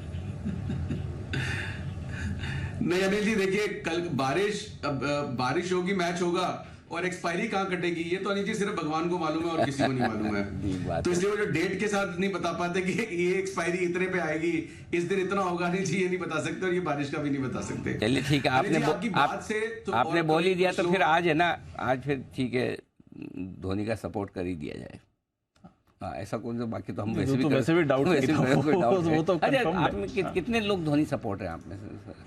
गुजरात और अच्छा CSK वाले कितने? चेन्नई वाले हाँ, चेन्नई वाले क्या धोनी वाले? हाँ देखो एक दो दोनों हाथ भी सिद्धार्थ जी के दोनों हाथ इधर, हिमांशु जी, सचिन जी और बंसल जी। अच्छा ठीक है, 2 जने बचे। तो आप दोनों सुमित जी और कुणाल जी आप गुजरात में किसका सपोर्ट कर? गुजरात के सपोर्टर कौन है? नहीं अनिल जी, हम जी बिजनेस में Anil ji. I only support Zee Business. अरे जी बिजनेस नहीं खेल रहा प्रभु। ओके तो गुजरात के सपोर्टर है सुमित जी आप? अनिल जी मैं भी जहाँ पे मेजोरिटी सपोर्टर है वहां पर मैं सपोर्टर बनूंगा। वाह क्या आइडिया है, बिल्कुल मेजोरिटी के साथ। लेकिन मेजोरिटी तो वाकई में एक बात तो ये है कि देखने तो लोग धोनी को याद है। एब्सोल्युटली। चलिए तो आज बढ़िया इंटरेस्टिंग मैच होगा। आइए तब तक एक बार जरा स्प्रेड लिया जाए। आशीष सर बताएं सर। अनिल जी अभी कुछ लोग मैसेज कर रहे थे और मतलब क्लाइंट्स भी बात करते हैं कि बेयर स्प्रेड है, मंदी तेजी के भी जो आप बात कर रहे थे, तो अनिल जी तेजी खेलनी है तो अब अनिल जी जैसे हम पिछले 2-3 हफ्ते से बोल रहे थे कि 1:2 बुल स्प्रेड नहीं बनाना क्योंकि 18,000 पे भी ऊपर लगता है, 200 पे भी, 400 पे भी। अब अनिल जी 600 आ गया अगले 3 दिन के लिए। अनिल जी अभी जो बेयर स्प्रेड बनाया 18,600 की पुट लेके, आपसे थोड़ा सा इंस्पायर होके और एक और भी चीज लगी कि अगर तेजी बनती है तो अगले 3 दिन के लिए एक अनिल जी बुल स्प्रेड भी बना सकते हैं। इस बुल स्प्रेड में अनिल जी निफ्टी की 18,600 की एक कॉल लेनी है और 18,750 की 2 बेचनी है। इसकी कॉस्ट आएगी अनिल जी 26 रुपए और अनिल जी सेफ कहां तक है? 18,900 तक। तो अनिल जी ये भी बहुत अच्छा स्प्रेड बन रहा है। अब आप देखिए अनिल जी पहला स्प्रेड था बियर स्प्रेड जिसमें 18,600 की पुट ली 16 रुपए कॉस्ट पे और नीचे 18,300 तक सेफ है। इस बुल स्प्रेड में अनिल जी 18,600 की कॉल ली और 900 तक सेफ है 2 बेच के, इसके 26 रुपए लगे। तो अनिल जी 42 रुपीज में अगर 18,600 से 100-150 प्लस माइनस कहीं भी बंद हो गया तो अनिल जी ये पैसे 3 गुना हो जाएंगे।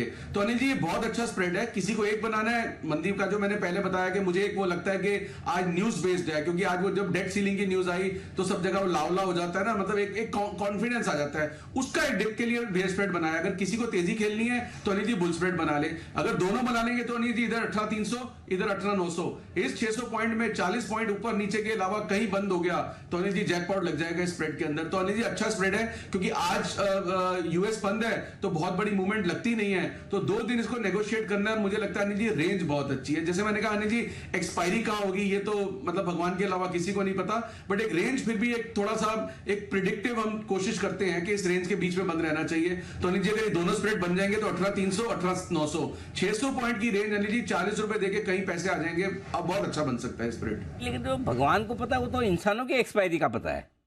निफ्टी की वीकली एक्सपायरी, बैंक निफ्टी की वीकली एक्सपायरी तो आप हम अंदाजा लगा ही लेते हैं, थोड़ा बहुत 19-20 कर लेते हैं, बाकी लगा ही लेते हैं। हाँ अनिल जी हम तो अंदाजा लगाते हैं, मार्केट में तो कुछ लोग हैं वो एग्जैक्ट भी बता देते हैं। एक आध बार तो हो ही जाता है, बार बार ना हो पाए वो अलग बात है। चलिए तो आशीष सर की तरफ से राय है निफ्टी का बुल स्प्रेड बनाने की, एक खरीदे कॉल आप 18,600 का, 2 बेचे 18,750 के, ये स्ट्रेटजी आपके लिए रहेगी। ठीक, आइए सिद्धार्थ जी के लिए बिल्कुल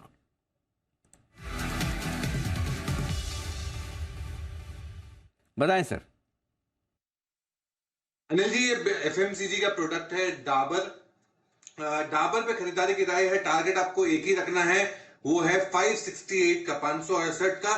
1 लाख विलेजेस तक अब अपनी उसकी प्रोडक्ट्स पहुंच गई है, 1 लाख विलेजेस तक उनकी रीच हो गई है। तो डाबर पे खरीदारी की राय, एफएमसीजी के प्रोडक्ट्स है। च्यवंत्रा, डाबर आमला और जूस में रियल जूस, तो बहुत ही बेहतरीन कंपनी है। होम केयर सेगमेंट में भी इन्होंने अच्छा ग्रोथ दिखाया है, करीबन 10% का। कमोडिटी प्राइस में डिक्लाइन जो देखा है, जिसका फायदा सीधा रियलाइजेशंस में दिख रहा है, रूरल डिमांड बेहतर हो रहे हैं और 4000 करोड़ का एफएनबी का प्रोडक्ट का बिजनेस हो सकता है आने वाले 5 सालों में। मार्जिन्स में इंप्रूवमेंट दिख रही है। तो डाबर पे खरीदारी की राय है, 568 का पोजिशनल टारगेट है। अनिल जी, इसी के साथ मैंने जो 2 हाथ खड़े किए थे, आप बोल रहे थे किसको सपोर्ट करना है, गुजरात या धोनी को, वो 2 हाथ इसीलिए खड़े किए थे अनिल जी, क्योंकि मैं हूँ गुजराती और गुजरात यहाँ पे फाइनल में है, तो उसको भी सपोर्ट कर रहा हूँ और धोनी है मेरा फेवरेट प्लेयर, तो इसीलिए 2 हाथ खड़े किए। सच्चा गुजराती तो ऐसे ही होता है, दोनों में जीत है भाई, मतलब हारना तो है ही नहीं इनको, है ना। इधर हुआ तो भी मैं धोनी का, इधर तो मैं तो गुजरात। वाह सिद्धार्थ जी, बड़े स्मार्ट हो आप एकदम, बिल्कुल ही। वैसे बाय द वे दिल से तो सिद्धार्थ जी सपोर्ट चेन्नई को ही कर रहे हैं। पूछो कैसे? पीली टाई सुबह पहन रखी, येलो टाई, सुबह से पीली टाई पहन रखी। शर्ट नहीं थी है तो इनके पास पीली, नहीं तो वही वाले पहन के आते थे। सूट भी वही पहन के आते थे, गोविंदा स्टाइल का, पीले कलर का। मिला नहीं इनकी साइज का एक्चुअली। तो चलिए ये है सिद्धार्थ जी का दोनों तरफ का। वैसे मैं बताऊं एक्चुअली, अगर आप दिल से सोचे ना तो सब चाहते हैं धोनी जीते, और दिमाग से सोचे तो यार टीम तो गुजरात की मजबूत है, सॉलिड टीम है, बराबर है। कौन आशीष जी सहमत है ना इससे? अनिल जी बिल्कुल ठीक बात है। और अनिल जी देखिए, सबसे अच्छी बात है कि जो मैच जितवाए हैं ना, वो शुभमन गिल ने जितवाए हैं सारे के सारे, मतलब लास्ट 2-3। तो अनिल जी मतलब एक वो जो है ना दिल है हिंदुस्तानी, वो बहुत खुशी मिलती है कि इंडियन जिता रहा है अनिल जी। तो मतलब वो तो जैसे है ना कि नेक्स्ट जो बैटन जा रही है विराट से शुभमन में, वो इतनी खुशी मिलती है। बट अनिल जी एक चीज मैं आपसे पूछना चाहता हूँ, मतलब एक मैं अनिल जी नोटिस कर रहा था कि इतने सालों से आईपीएल खेल के ये मतलब कई बार तो होता है ना कि टीम बिल्डिंग, टीम बॉन्डिंग ये बहुत अच्छी लगती है। तो अभी अनिल जी बाकी सारी इंग्लैंड के प्लेयर्स, ऑस्ट्रेलिया के प्लेयर्स, अफगानिस्तान के सब, अनिल जी इतने सारे साथ साथ खेल लिए कि इतनी दोस्ती हो गई है, जब आपस में मैच होते हैं ना तो वो किलर इंस्टिंक्ट या वो एक वो जज्बा नहीं नजर आता कि मतलब वो इतना प्यार मोहब्बत होता है, वो अनिल जी सिर्फ इंडिया पाकिस्तान में रह गया है। तो अच्छा अनिल जी, इंडिया पाकिस्तान की दोस्ती नहीं होगी अनिल जी, मैच में वो जज्बा तो जीतने का जरूर होना चाहिए, प्यार मोहब्बत अपनी जगह है। नहीं वो तो है ही है, लेकिन वैसे ऑस्ट्रेलिया वालों से भी जब खेलो ना तो वहां से वापस वो वैसा दुश्मनी तो आई जाती है, अंग्रेजों के साथ भी आई जाती है, हम पे बहुत राज किया इसलिए। बाकी दोस्त लोग ठीक है ना सर, क्या फर्क है। ऑस्ट्रेलिया, इंग्लैंड और पाकिस्तान, इन 3 टीमों के सामने खेलते हुए इंडियन टीम कोई मतलब रहम नहीं होना भी नहीं चाहिए, बराबर धुलाई बराबर ही होगी। लेकिन अच्छी बात यह कि अब शुरुआत के आईपीएल के जितने संस्करण थे विदेशी खिलाड़ियों की ज्यादा होल्ड थी, अब सारे भारतीय खिलाड़ी आ रहे, बहुत अच्छी बात है। हमारा टैलेंट आगे बढ़ रहा है, चलिए अच्छी बात है। आइए बढ़ते हम भी आगे आईआरसीटीसी के तरफ। नतीजे आने वाले हैं आज, कैसे रहेंगे रिजल्ट्स, अनुमान के साथ तैयार है अरमान, बताएं। जी सर, ओवरऑल अगर आप नतीजे देखें तो आय में तो आपको बढ़त दिखेगी लगभग 36% के आसपास की, क्योंकि जो कैटरिंग कारोबार है वहां से अगर आप देखें वाई कंपैरिजन करेंगे तो कैटरिंग कारोबार से वहां पर अब वापस रिकवरी आती हुई दिखे, तो उसके चलते आपको आय में सपोर्ट आता हुआ दिखेगा। पर अगर आप बात जो टिकटिंग सेगमेंट है, क्योंकि अगर आप देखें उस समय जो Q4 FY22 है, जबकि 2S जो जनरल कैटेगरी उसे रिजर्व कैटेगरी कर दिया गया था, उसके चलते उसकी सारी टिकट्स जो हो रही थी वो IRCTC के थ्रू हो रही थी। और अगर आपको बता दूं मैं कि जो अगर टिकटिंग बिजनेस है वो हाई मार्जिन बिजनेस है, और अब क्योंकि अब वो वापस जनरल कैटेगरी में चला गया है तो उसके चलते यहाँ पर वहां से आय कम आएगी, तो मार्जिन जो है इसलिए वहां पर प्रेशर में आता हुए दिखेंगे। तो इसलिए मार्जिन 40.3% से गिरकर लगभग 35.7% के आसपास आते हुए दिखेंगे। उसी के साथ साथ इंटरेस्टिंग ये भी होगा कि जहां पर वो रेल नीर के विस्तार पर क्या योजनाएं देते हैं, तो ओवरऑल मार्जिन में थोड़ी गिरावट दिखेगी, क्योंकि टिकटिंग सेगमेंट्स का जो आय है वहां पर थोड़ी कमी आ सकती है। पर जो कैटरिंग बिजनेस है वो बढ़िया होगा, इसलिए टोटल ओवरऑल आय में आपको लगभग 36% की ग्रोथ दिखेगी, और मुनाफा अगर आप देखें तो लगभग 21% के आसपास आपको बढ़त के साथ आता हुआ दिखेगा।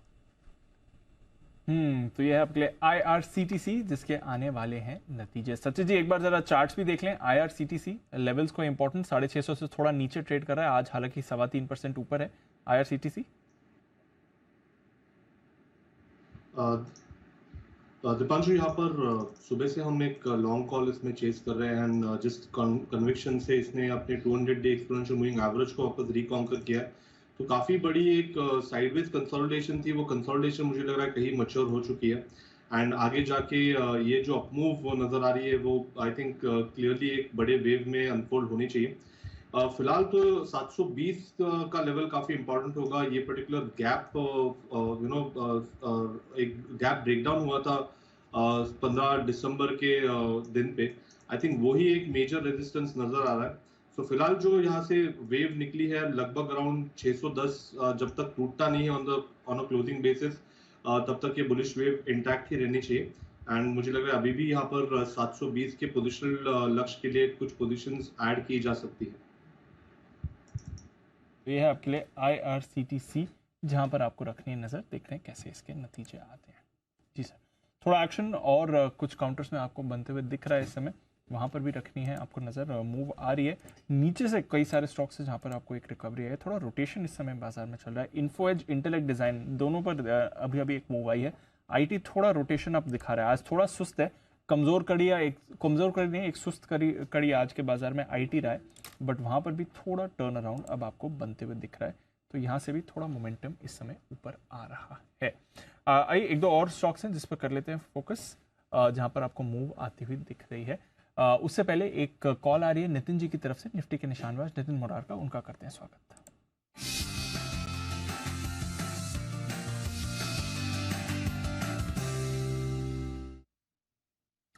गुड आफ्टरनून नितिन जी, बताएं सर क्या करना है।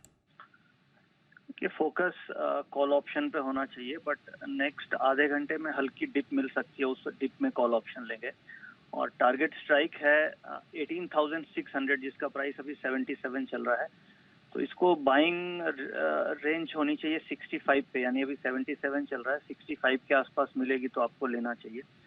उस केस में स्टॉप लॉस बनेगा 40 रुपए का, और इसके टारगेट ऊपर बनेंगे करीब 120 रुपए का। व्यू पॉजिटिव है, डेटा पॉजिटिव है। आज गैप अप के बाद मार्केट साइडवेज सी है, बट ओवरऑल डेटा पॉजिटिव है, तो उसमें अगर थोड़ी भी डिप मिलेगी तो हम कॉल ऑप्शन खरीदेंगे। आज रात में यूएस के मार्केट्स बंद है, इसलिए हम देख रहे हैं कि साइडवेज मोमेंटम है, बट डिप पे कॉल ऑप्शन लेंगे 18,600 की 65 के आसपास, 40 का स्टॉप लॉस और टारगेट 125 से 130। ओके, तो ये है आपके लिए कॉल ऑप्शन खरीदारी करने की राय निफ्टी पर नितिन जी की तरफ से। 18,600 का कॉल ऑप्शन ले लीजिए खरीदारी करने की राय। तो यहाँ पर तेजी का रुझान रखें बरकरार 125-130 के टारगेट के लिए, 120-130 के टारगेट के लिए यहाँ पर करें खरीदारी।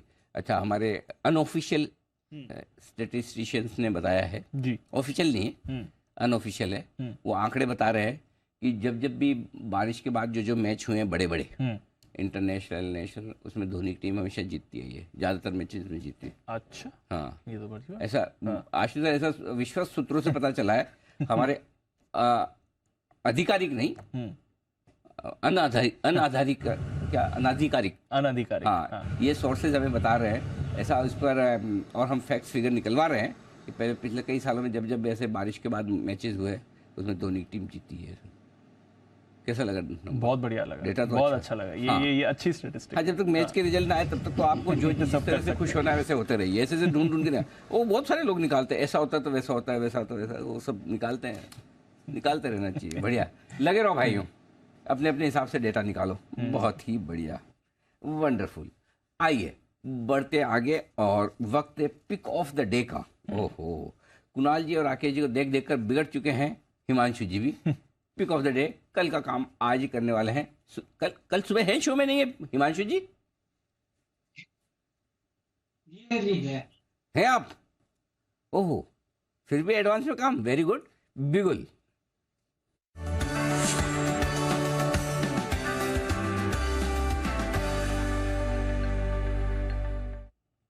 बताएं सर। अनिल जी, शानदार ब्रेकआउट देखने को मिल रहा है टाइटन में, जिसको मिस नहीं करना है। और मुझे लगता है कि ये इस तरह का ब्रेकआउट है कि स्टॉक यहाँ से 10 से 15% तक का आप मूव आने वाले कुछ दिनों में दिखाएगा। मल्टीपल इंस्टेंसेस में 2800 रुपए पर टाइटन में एक रेजिस्टेंस देखने को मिली थी, लेकिन काफी स्ट्रॉन्ग ब्रेकआउट देखने को मिला। इनफैक्ट पिछला जो ब्रेकआउट था वो बहुत शॉर्टली ब्रेकआउट अटेम्प्ट था, वो फेल हुआ। स्टॉक 70-80 रुपए नीचे भी गया, लेकिन बहुत खूबसूरती से inverted head and shoulder intraday time frame में लोअर लेवल्स पर बना, और आज क्लियर ब्रेकआउट 2800 रुपए के ऊपर लाइफ टाइम ऊपर टाइटन में देखने को मिल रहा है। यहाँ पर ये मेरी तरफ से आज BTST है, इसको पिक ऑफ द डे लेकर चल सकते हैं। मेरा मानना है कि 2860, 2920 रुपए तक के टारगेट्स के लिए टाइटन में खरीदारी करें। स्टॉप लॉस लगाना है 2770 रुपए के नीचे का, और थोड़ा सा अगर इसको पोजिशनल समय दिया जाए तो मेरा मानना है कि स्टॉक 3,000 रुपए तक जाने के लिए तैयार है। तो टाइटन है मेरी तरफ से पिक ऑफ द डे।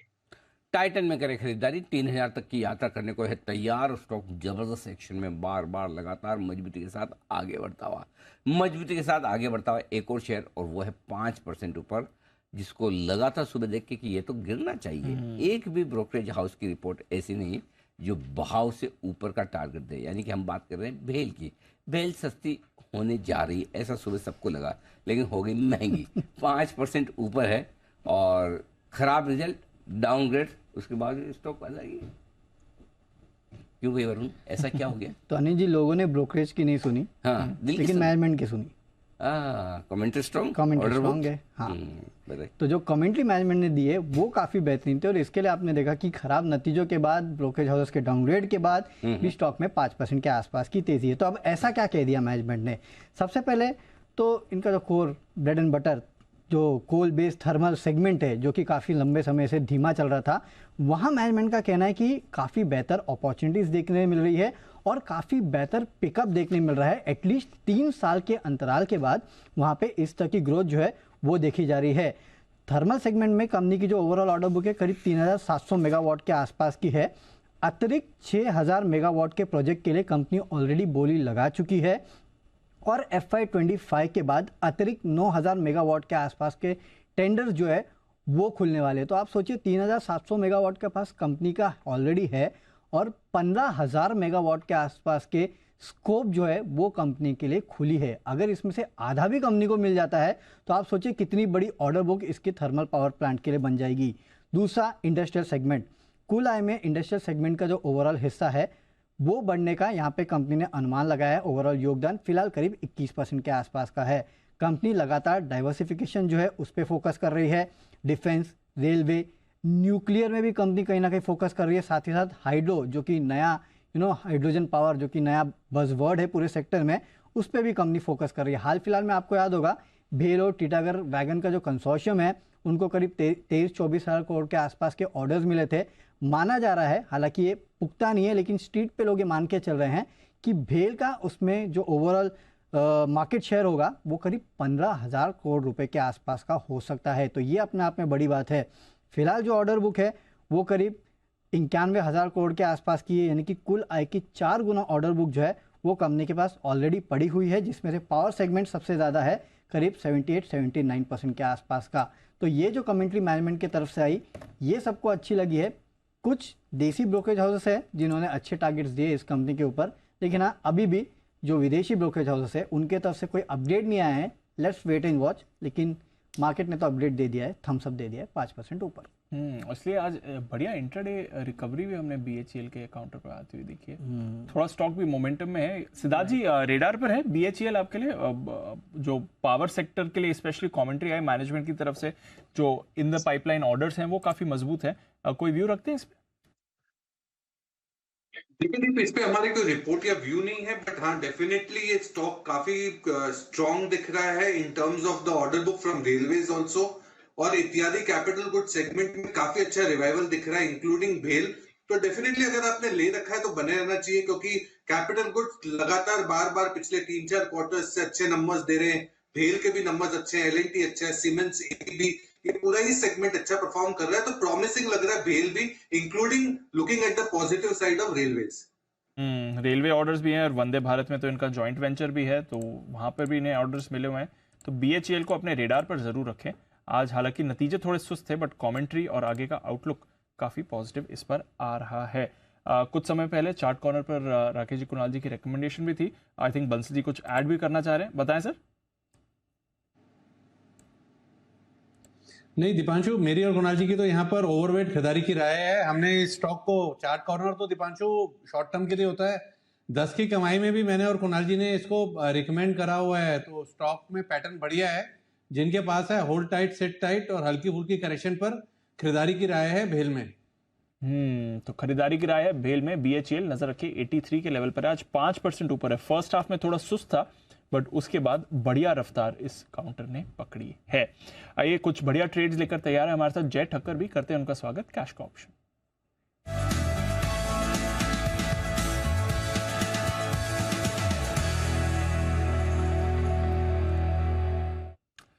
स्वागत है विजय, वेलकम बैक, गुड आफ्टरनून। बढ़िया मूव आ रहा है बाजार में, आपकी सुबह की कॉल भी अच्छी चल रही है, बताएं क्या करना है इस समय। Very good afternoon to you Deep and very good afternoon to you Anil ji. Deep, खरीदना होगा निफ्टी का 18,550 के स्ट्राइक का कॉल ऑप्शन 112 रुपये 113 रुपये पे अभी मिल रहा है। इस पे आप स्टॉप लॉस लगाइए 57 रुपये का ऑन अ क्लोजिंग बेसिस। तो 112 पर खरीदे, 57 का stop loss on a closing basis होना चाहिए। देखिए बैंक निफ्टी पर जो कॉल दिया है वो भी, उसका भी स्टॉप लॉस क्लोजिंग बेसिस पर रखे, इसका भी रखे। रीजन बीन के मार्केट्स में ओवरऑल ट्रेंड पॉजिटिव है। डेफिनेटली बैंक निफ्टी में ब्रेकआउट आया तो और भी आपको फर्दर मूव देखने मिलेगा। And so is for Nifty 18,700 750 and thereafter 800, ये सारे लेवल्स आपको आते हुए देखने मिल सकते थे। बट एक ही है कि आज गैप अप ओपनिंग हुआ था, तो कभी कभी मार्केट अटेम्प्ट करता है कि थोड़ा बहुत तो गैप फिल करता है एंड देन फिर ऊपर की तरफ जाता है। तो गैप फिलिंग प्रोसेस में आपका एसएल हिट ना हो, इसीलिए आपको क्लोजिंग बेसिस पे रखना चाहिए। बिकॉज जनरली वो गैप फिलिंग क्लोजिंग बेसिस पे नहीं होता, वो इंट्राडे पर्सपेक्टिव है कि इंट्राडे बेसिस पे ही होता है अगर ट्रेंड इंटैक्ट रहता है तो। So I think overall trend positive ही है। एंड ऊपर में जो इसके टारगेट्स निकल कर आ रहे थे 112 पे आप अगर खरीदते हैं तो इसके टारगेट्स ऊपर में निकल कर आ रहे हैं 167 से लेकर 185 तक के इमीडिएट बेसिस पे। सो अगर आप देखें तो लगभग आपको 750 तक के लेवल्स जो मैं एक्सपेक्ट कर रहा हूँ ये हफ्ते भी देखने मिल सकते हैं निफ्टी में।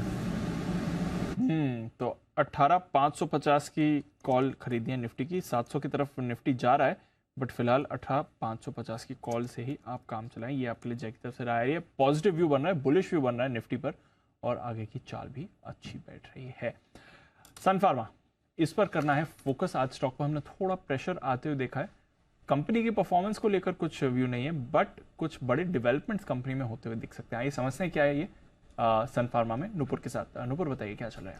बिल्कुल, सन फार्मा ने अनाउंसमेंट किए जहाँ पे उनका कहना है कि वो जो टैरो उनकी सब्सिडरी कंपनी है जहाँ पे 78% की उनकी हिस्सेदारी है, वो बची हुई 22% की हिस्सेदारी भी कंपनी खरीदने वाली है और 31% के प्रीमियम पे वो खरीदेगी। फिलहाल जो भाव है $38 पर शेयर पे ट्रांजैक्शन किया जाएगा, जिसके चलते जो डील साइज है वो करीबन $300 मिलियन 2500 करोड़ के आसपास की दिखेगी। और अगर सन फार्मा के कैश बुक भी देखें तो करीबन 5,700 करोड़ का कैश है, लेकिन आज दबाव में स्टॉक इसलिए है क्योंकि कुछ ब्रोकरेज हाउसेस का ये मानना है कि टैरो की जो परफॉर्मेंस है वो फिलहाल कमज़ोर है, जिसके चलते नियर टर्म में जो कंपनी को फ़ायदा ईपीएस एक्रेटिव तो नहीं नज़र आ रहा है। फिलहाल वहाँ पे इम्पैक्ट आ सकता है क्योंकि टैरो के कुछ क्वार्टर से नतीजे इतने खास नहीं आए हैं और आने वाला आउटलुक भी थोड़ा सा कमज़ोर नज़र आ रहा है, जिसके चलते जो ईपीएस है उस पर थोड़ा दबाव नियर टर्म में हो सकता है। लेकिन दूसरी तरफ टैरो के बुक्स में करीबन $130 करोड़ का कैश है, 10,700 करोड़ का कैश है। अगर कंपनी पूरी हिस्सेदारी खरीद लेती है, 100% ओन्ड जब कंपनी हो जाएगी और उसके बाद जब इसे डीलिस्ट कर दिया जाएगा तो मिनॉरिटी जो इंटरेस्ट है वो, उसका जो कंसर्न है वो चला जाएगा और पूरा का पूरा कैश सन फार्मा के पास आ जाएगा। वो एक बड़ा पॉजिटिव भी है। तो नियर टर्म में ईपीएस डायल्यूटिव है, लेकिन जो कैश टैरो के पास रखा है वो कंपनी के पास आने से पॉजिटिव भी है। तो नियर टर्म कंसर्न से, लेकिन लॉन्ग टर्म पॉजिटिव है सन फार्मा के लिए। तो सन फार्मा के लिए लॉन्ग टर्म पॉजिटिव है। ऑफ कोर्स थोड़ा खर्चा करना पड़ेगा नियर टर्म में ये अतिरिक्त या रिमेनिंग हिस्सेदारी खरीदने के लिए। स्टॉक इस समय एकदम फ्लैट है, सुबह की सुस्ती से रिकवर होकर एकदम फ्लैट इस समय हो गया है। हिमांशु जी एक बार जरा चार्ट भी देखेंगे सर, सन फार्मा का रिकवरी करके एकदम फ्लैट हो गया थ्रू द डे। देखिए चार्ट सेटअप, चार्ट स्ट्रक्चर सन फार्मा का पॉजिटिव है। पिछले कुछ हफ्तों से स्टॉक में एक करेक्शन देखने को मिली थी जहां पर स्टॉक ने इंटरमीडिएट टर्म करेक्शन मेरा मानना है पूरी कर ली है।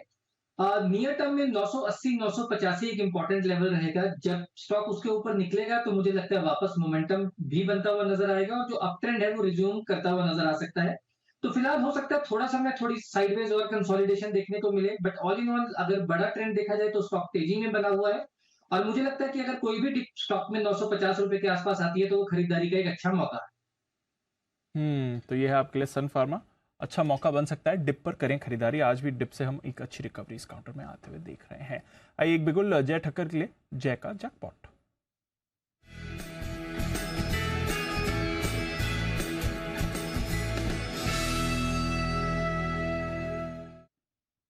बताएं जय। दीप, टाटा पावर का इन द मनी स्ट्राइक का कॉल ऑप्शन 215 के स्ट्राइक का खरीदने की सलाह है। 6 रुपये 75 पैसे पे 75 पैसे पे अभी ये ट्रेड कर रहा है दीप। इसको खरीदे। यहाँ पे आपका स्टॉप लॉस जो होना चाहिए that would be at 4 rupees. 4 रुपये पर आप एक स्टॉप लॉस लगाए। एंड टारगेट जो ऊपर में दीप इसके निकल कर आ रहे हैं, the first target will be 10.35, 10 रुपये 35 पैसे का पहला टारगेट है। 13 रुपये का दूसरा टारगेट है। मुझे ऐसा लग रहा है कि टाटा पावर में जो हिसाब से एक लॉन्ग बिल्डअप हमें क्लियरली देखने मिल रहा है, इनफैक्ट आप देखें तो एक अच्छा मूव इसमें लास्ट सीरीज से ही हमें आते हुए देखने मिला है from the levels of almost 200 and 200 से 215, 16 के जो इंपॉर्टेंट लेवल्स है दीप रेजिस्टेंस के, इसने वो निकाल रहे हैं अभी। And about these levels I think the stock is heading towards the levels of 224, 230, 224, 30 तक तो ये स्पॉट में जा सकता है। इसीलिए मुझे ऐसा लग रहा है कि इसका 215 का अगर इन द मनी कॉल लेते हो तो इसमें एक अच्छा मोमेंटम आपको आते हुए देखने मिलेगा 1-2 दिनों में ही। तो 1-2 दिनों में अच्छी मूव आ सकती है। 215 का कॉल खरीद कर चलें टाटा पावर का, ये आपके लिए व्यू बन रहा है। शो की शुरुआत में सुमित जी की तरफ से यहाँ पे भी खरीदारी की राय थी 220-225 के लेवल्स के लिए, और स्टॉक में आपको अच्छा मोमेंटम इस समय बनते हुए दिख रहा है। तो टाटा पावर अपने रेडार पर रखें। रेडार पर है हमारे अपोलो हॉस्पिटल्स भी, क्योंकि इसके नंबर्स आने वाले हैं। आइए नुपुर से जानते हैं कैसे रहेगी परफॉर्मेंस। नुपुर, कल आने वाले नंबर्स क्या कुछ हो सकता है खास इस परफॉर्मेंस में?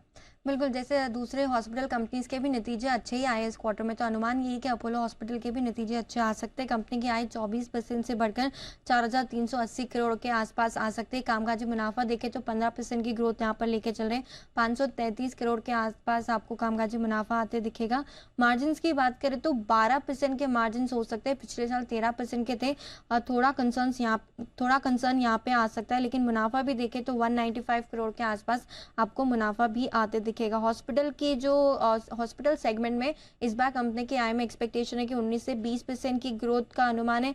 साथ ही साथ जो एबिटा है, जो कामकाजी मुनाफा है, वो भी 31% से इस बार बढ़कर आ सकता है। इनफैक्ट जो फार्मेसी सेल्स है उसमें भी 36% की ग्रोथ लेकर चल रहे हैं, और फार्मेसी के जो स्टोर एक्सपेंशन कंपनी कर रही है उसके चलते आय में एक सपोर्ट इस क्वार्टर में आते दिखेगा। ऑक्यूपेंसी लेवल भी तिमाही दर तिमाही देखे तो स्टडी रहने की उम्मीद है।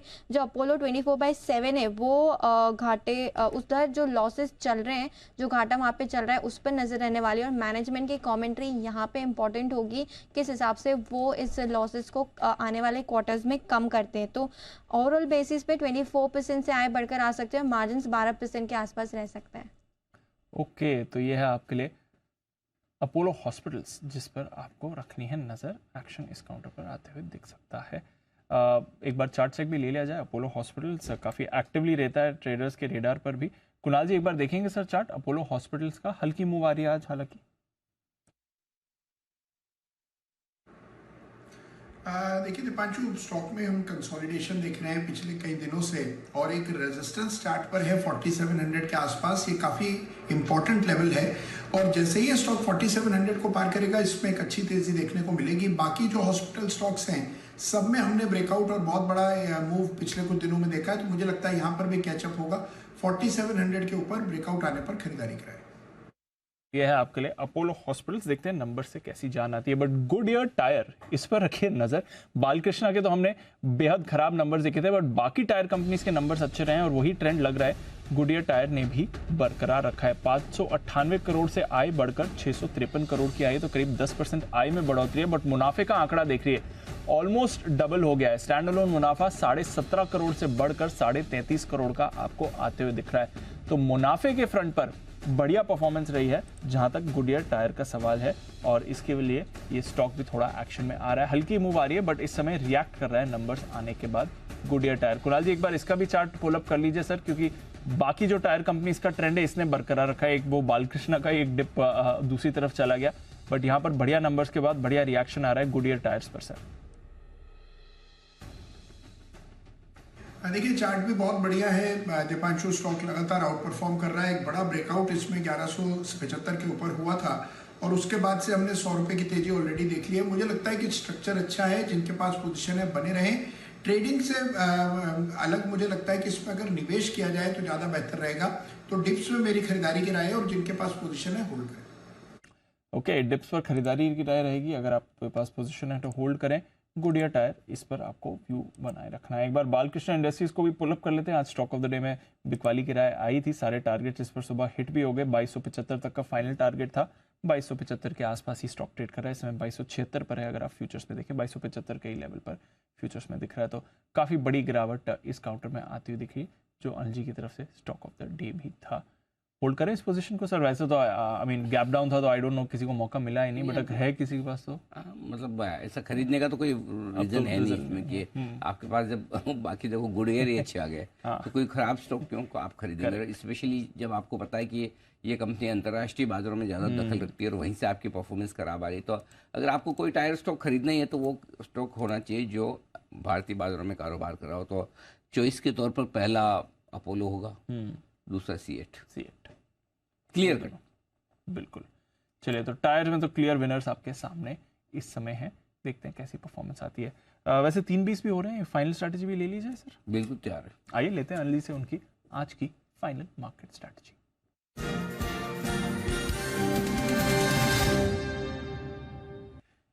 60 पॉइंट ऊपर है सर डाउ नैस्डैक फ्यूचर्स। यूएस के बाजार आज शाम को बंद है, कोई एक्शन वहां पर होने नहीं वाला। यूके के बाजार बंद हैं। यूरोप के बाजार हल्की पॉजिटिव टेरिटरी में थे, अब आपको हल्की नेगेटिव टेरिटरी में दिख रहे हैं। एसेंशियली फ्लैट है, कुछ एक्शन आपको यूरोप के बाजार में नहीं दिख रहा।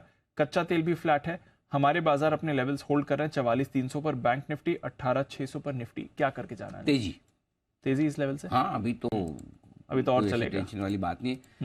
एक ही चीज ध्यान रखनी है दीप की, अगर 18,500 आएगा कल तो और लेना है आपको, बस उतना ही ध्यान रखना है कि 18,450 18,500 की रेंज में मिलेगा निफ्टी तो मैं और लूंगा, उस भरोसे के साथ जाए। और 18,400 का पुट ऑप्शन अगर आपको हेज करना ही है, कोई अनोनी खबर आ जाए और उसकी वजह से आपको डर लगे तो 18,400 का पुट ऑप्शन खरीद कर आप अपने आप को हेज कर सकते हैं।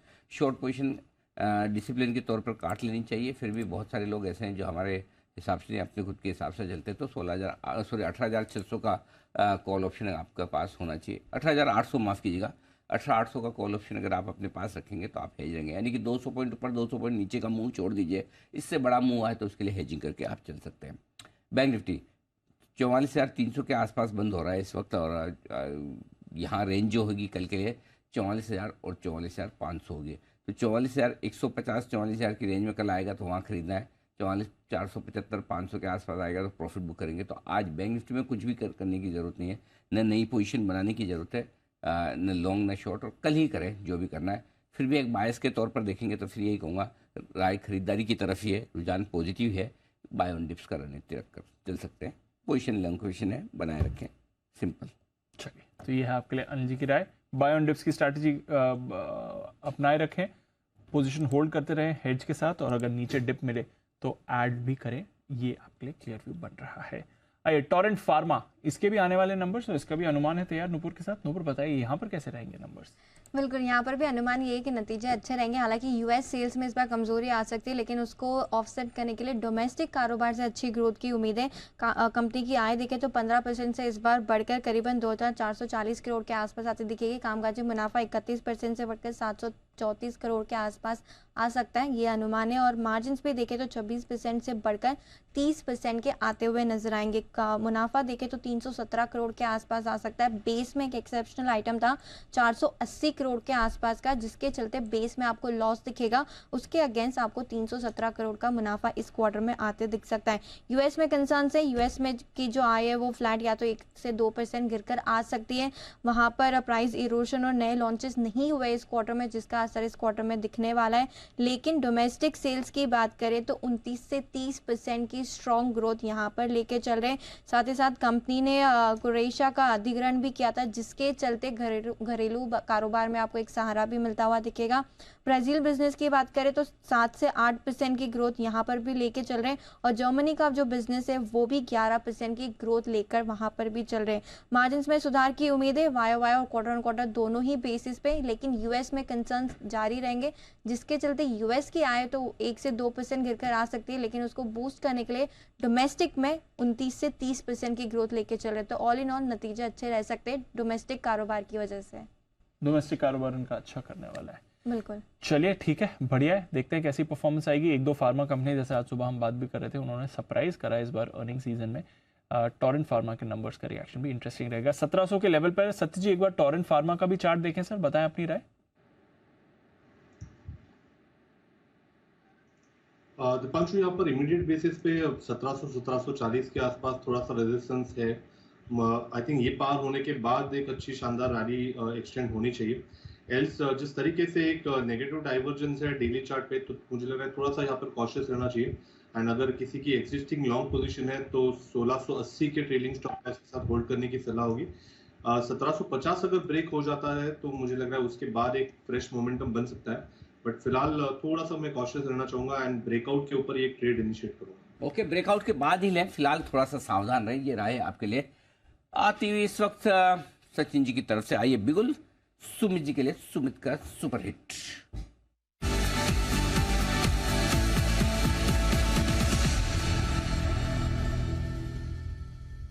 सुमित जी बताएं सर। अनिल जी, बाय का स्टॉक रडार पे आया है। 111 रुपए 40 पैसे का अभी भाव चल रहा है। स्टॉक का नाम है BEL, Bharat electronics limited. BEL के अंदर मोमेंटम है, BEL के अंदर रिसेंट का स्विंग हाई ब्रेक हो रहा है, BEL के अंदर ब्रेकआउट देखने को मिल रहा है। मेरे को ऐसा लग रहा है कि BEL के अंदर आने वाले दिनों के अंदर एक बढ़िया मूव यहां से ऊपर की तरफ देखने को मिल सकता है। जिन्होंने खरीदारी करी है वो लोग होल्ड करें, यहां पे फ्रेश खरीदारी करें।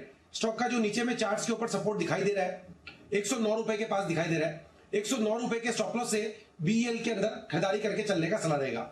ऊपर में जो टारगेट देखने को मिल सकते हैं, पहला टारगेट बनेगा ऊपर में 115 रुपए का, और मेरे को लग रहा है कि इस बार ये 115 रुपए का लेवल भी ब्रेक करेगा और 118 रुपए तक का मूव आने वाले दिनों में BEL में ऊपर की तरफ देखने को मिल सकता है। यानी स्टॉक यहां से एक बढ़िया ऊपर का मूव दिखाने को तैयार है, तो खरीदारी करें 109 रुपए के स्टॉप लॉस से 115 और 118 के टारगेट्स के लिए।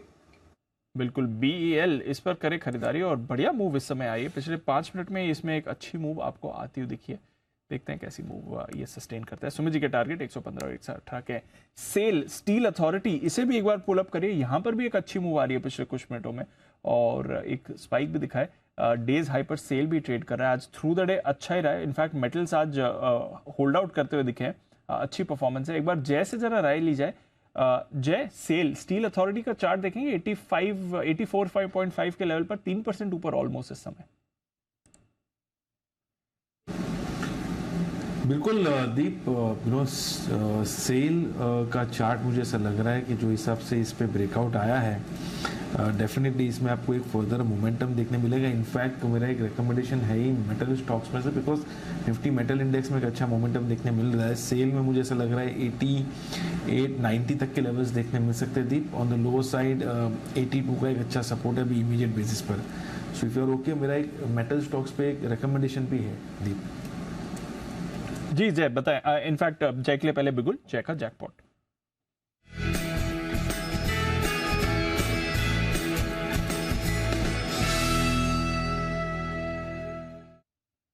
बताया जय। जैसे मैंने कहा कि निफ्टी मेटल इंडेक्स में एक अच्छा हमें ब्रेकआउट आते हुए देखने मिल रहा है आज के ट्रेडिंग सेशन में। और अगर आप देखें तो ओवरऑल एक higher tops higher bottom formation फिर से आते हुए देखने मिल रहा है। यहाँ पे नाल्को फ्यूचर्स खरीदने की मेरी सलाह है, जो 86.65 पर अभी ट्रेड कर रहा है। यहाँ पे आपको स्टॉप लॉस लगाना होगा 83.5 पर। सो 86.65 पर खरीदे, 83.5 का स्टॉप लॉस रहेगा। टारगेट्स ऊपर में जो निकल कर आ रहे थे इसके अच्छे खासे है। फर्स्ट टारगेट बनेगा 92 का and second target will be 95। सो 92 और 95 ये दो टारगेट्स के लिए खरीदे। नेशनल एल्यूमिनियम फ्यूचर्स, मुझे ऐसा लग रहा है कि आफ्टर अ लॉन्ग टाइम इसमें कंसोलिडेशन में से ब्रेकआउट देखने मिल रहा है with clear increase in is volumes, indicators and definitely long buildup भी यहाँ पे आते हुए देखने मिल रहा है।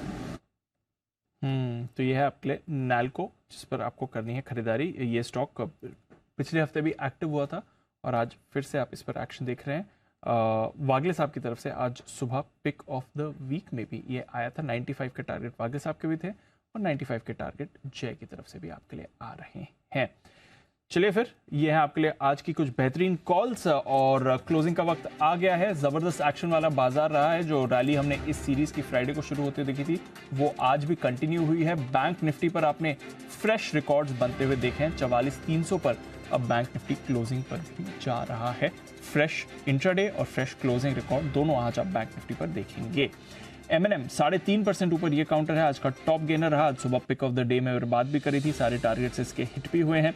टाइटन 2.5% ऊपर। कोल इंडिया में अच्छी खरीदारी रही। टाटा स्टील एक्टिव था। HDFC SBI, IndusInd bank, HDFC bank, यहाँ से बाजार को अच्छा सहारा मिला। बैंक्स एंड फाइनेंशियल्स आज एसेंशियली एक स्ट्रॉन्ग पॉकेट रहे हैं बाजार के। बट इसके अलावा कंजम्पशन से अच्छी मूव आ रही है। ITC और टाटा कंज्यूमर आज भी एक्टिव रहे। हीरो मोटोकॉर्प ऑटो स्पेस से इसमें आपने खरीदारी देखी है। Cipla, doctor Reddy's pharma pack से ये भी आपको एक्टिव दिखे। रिलायंस इंडस्ट्रीज आधा % ऊपर था, इसने भी बाजार को सहारा दिया है। नतीजों के बाद ONGC 3% नीचे था। पावर ग्रिड, डिवीज, HCL टेक, मारुति, BPCL, ब्रिटानिया, विप्रो, अदानी और TCS यहाँ पर आपने थोड़ी सुस्ती देखी है। इन्फोसिस और HUL की तरफ से भी कुछ ज़्यादा खास एक्शन नहीं आया, बट 40 निफ्टी स्टॉक्स आपको पॉजिटिव क्लोज होते दिख रहे हैं। वायदा कारोबार ICICI लोम्बार्ड जबरदस्त उछाल इसमें आपको आते हुए दिखा है, क्योंकि ICICI बैंक अपनी हिस्सेदारी बढ़ाने वाला है। तो जो एक स्टेक सेल का डर था वो चला गया, ICICI बैंक हिस्सेदारी बढ़ाएगा। BHEL सुस्त नतीजे बट अच्छी कमेंट्री से हम देख रहे हैं, स्टॉक 5% ऊपर था। RBL बैंक इसमें अच्छी खरीदारी रही। इंडियाबुल्स हाउसिंग काफी एक्टिव था। नतीजों से पहले IRCTC काफी आपको ऊपर दिखा है। लुपिन, इंडिया सीमेंट, सेल, टाटा पावर, PFC जो सुबह इसकी भी बात हो रही थी, JK Cement, REC, Hindustan Copper, MCX, Chambal Fertiliser, इन सारे स्टॉक्स में आपने बढ़िया खरीदारी देखी है। आज के डिजास्टर्स नतीजों के बाद 11% नीचे सिटी यूनियन बैंक, 11% नीचे GMR एयरपोर्ट्स, 6.5% नीचे बालकृष्ण इंडस्ट्रीज। ये 3 नतीजों के डिजास्टर्स आपके सामने हैं। इंडियन होटल्स में मुनाफा वसूली रही। BPCL पर थोड़ा प्रेशर रहा। Persistent Systems, IEX, Oracle, Oberoi Realty, Bata, IOC यहाँ पर भी थोड़ी मुनाफा वसूली देखिए, कुछ ज्यादा बड़ी गिरावट थी नहीं। ज्यादातर बाजार की ब्रेथ काफी मजबूत थी। अनिल जी बधाई हो, इंट्राडे हाई और record closing high bank Nifty पर और 18,600 के जस्ट नीचे क्लोजिंग आपको निफ्टी पर दिख रही है। बिल्कुल, तो शानदार क्लोजिंग भारतीय बाजारों की आज होती हुई दिख रही है आपके सामने। मजबूती के साथ रिकॉर्ड बनाते हुए बैंक निफ्टी पर, और निफ्टी पर भी रिकॉर्ड से बहुत ज़्यादा दूर नहीं है। 18,812 की हाईएस्ट क्लोजिंग है, उससे सिर्फ 200 पॉइंट ही दूर क्लोजिंग बेसिस पे 225 पॉइंट नीचे है आप। आइए बाजार बंद होने के बाद का एक्शन। शॉपिंग के बाद बिलिंग के समय अक्सर लोगों का मोबाइल नंबर मांगा जाता है, और कई बार कंज्यूमर नहीं चाहते फिर भी अपना नंबर लेना पड़ता है। और आप जानकर ये हैरान होंगे कि हमारे पास आने वाली ढेरों स्पैम कॉल्स और मैसेज की एक बड़ी वजह यह भी है कि हर दुकान पर आप नंबर देते हैं, लेकिन अब ऐसा नहीं होगा। सरकार ने सख्ती दिखाते हुए इस मामले में एक एडवाइजरी जारी की और इसे अनफेयर ट्रेड प्रैक्टिस बताया, यानी कि अनुचित है, ये नहीं मांग सकते आप मोबाइल नंबर। शाम 6 बजे इसी पर हम करेंगे चर्चा। बताएंगे कि सरकार की सख्ती कितनी कारगर साबित होगी और क्या इससे अनचाही और फर्जी कॉल पर लगाम लगेगी। शॉपिंग जमकर नहीं देना नंबर, ये हमारी आज की विशेष पेशकश है। साथ देंगे इसमें बिजॉन मिश्र साहब, जाने माने कंज्यूमर एक्टिविस्ट है, नवीन शर्मा साहब प्रेसिडेंट CRO, और विराग गुप्ता साहब एडवोकेट सुप्रीम कोर्ट। इनसे करेंगे हम मुलाकात शाम 6 बजे। और इसके बाद देश में UPI से लेन देन जबरदस्त तेजी से बढ़ रहा है, और PwC इंडिया की रिपोर्ट के मुताबिक 2026-27 तक हर दिन रिकॉर्ड 1 अरब से ज़्यादा UPI ट्रांजेक्शन्स होंगे, और कुल डिजिटल पेमेंट में इसका हिस्सा लगभग 90% हो जाएगा। सिर्फ भारत ही नहीं बल्कि दुनिया के कई देशों में UPI की न सिर्फ जमकर सराहना हो रही है, बल्कि कई सारे ऐसे देश हैं जिन्होंने इसे लागू करना शुरू भी कर दिया है। दुनिया भर के जानकार मानते हैं कि UPI बहुत ही जल्द सिर्फ भारत में ही नहीं बल्कि एक ग्लोबल फाइनेंशियल क्रांति के रूप में उभरने जा रहा है, और आज इंडिया 360 डिग्री में हमारी इसी पर होगी बातचीत। UPI बनाएगा विश्व गुरु, ये देखिएगा आज की विशेष कवर स्टोरी। विदा लेने का वक्त, तो इससे पहले बता दें कि 18,598, 16 में 2 पॉइंट कम ये बंद हुआ है निफ्टी, और 100 में 1 पॉइंट कम बंद हुआ है ऊपर बैंक निफ्टी। 99 अंक ऊपर बंद होता हुआ दिख रहा है। 101 अंक अगर लिफाफा लेवल पे बंद हो जाता तो 18,600 हो जाता। ये है आपके लिए। और सेंसेक्स 345 अंक ऊपर बंद होता हुआ दिख रहा है, आधा % की तेजी यहाँ पर भी है। 62,846, 293 अंकों की रही तेजी निफ्टी बैंक में, 2/3% मजबूत, 44,311 पर बंद होता हुआ। अमेरिका में आज रात छुट्टी है, डाउ फ्यूचर 60 पॉइंट ऊपर है, नेस्डेक फ्यूचर 65 पॉइंट ऊपर ट्रेड करते हुए दिखेंगे। विदा लेने का वक्त है। कुणाल जी, राकेश जी, आशु सर बहुत बहुत धन्यवाद, सुमित जी, सचिन जी का भी शुक्रिया, हिमांशु जी, सिद्धार्थ जी और जय ठक्कर साहब का बहुत आभार आज हमारा साथ देने के लिए। कल अच्छा जय बोले थैंक यू। जय आप ही ने बोला, आपके अलावा किसी ने बोला ही नहीं। नहीं जी, हाँ बिल्कुल मैंने ही कहा अनिल जी, हाँ सबको कहना चाहिए अनिल जी। आपने थैंक यू बोला, उसके लिए बहुत बहुत थैंक यू सर आपको। जी चलिए, तो ये है आप सबके लिए आज का शो, और कल सुबह आप सबसे होगी फिर मुलाकात। मुझे और दीप को इजाज़त नहीं, सॉरी, मुझे इजाज़त दीजिए।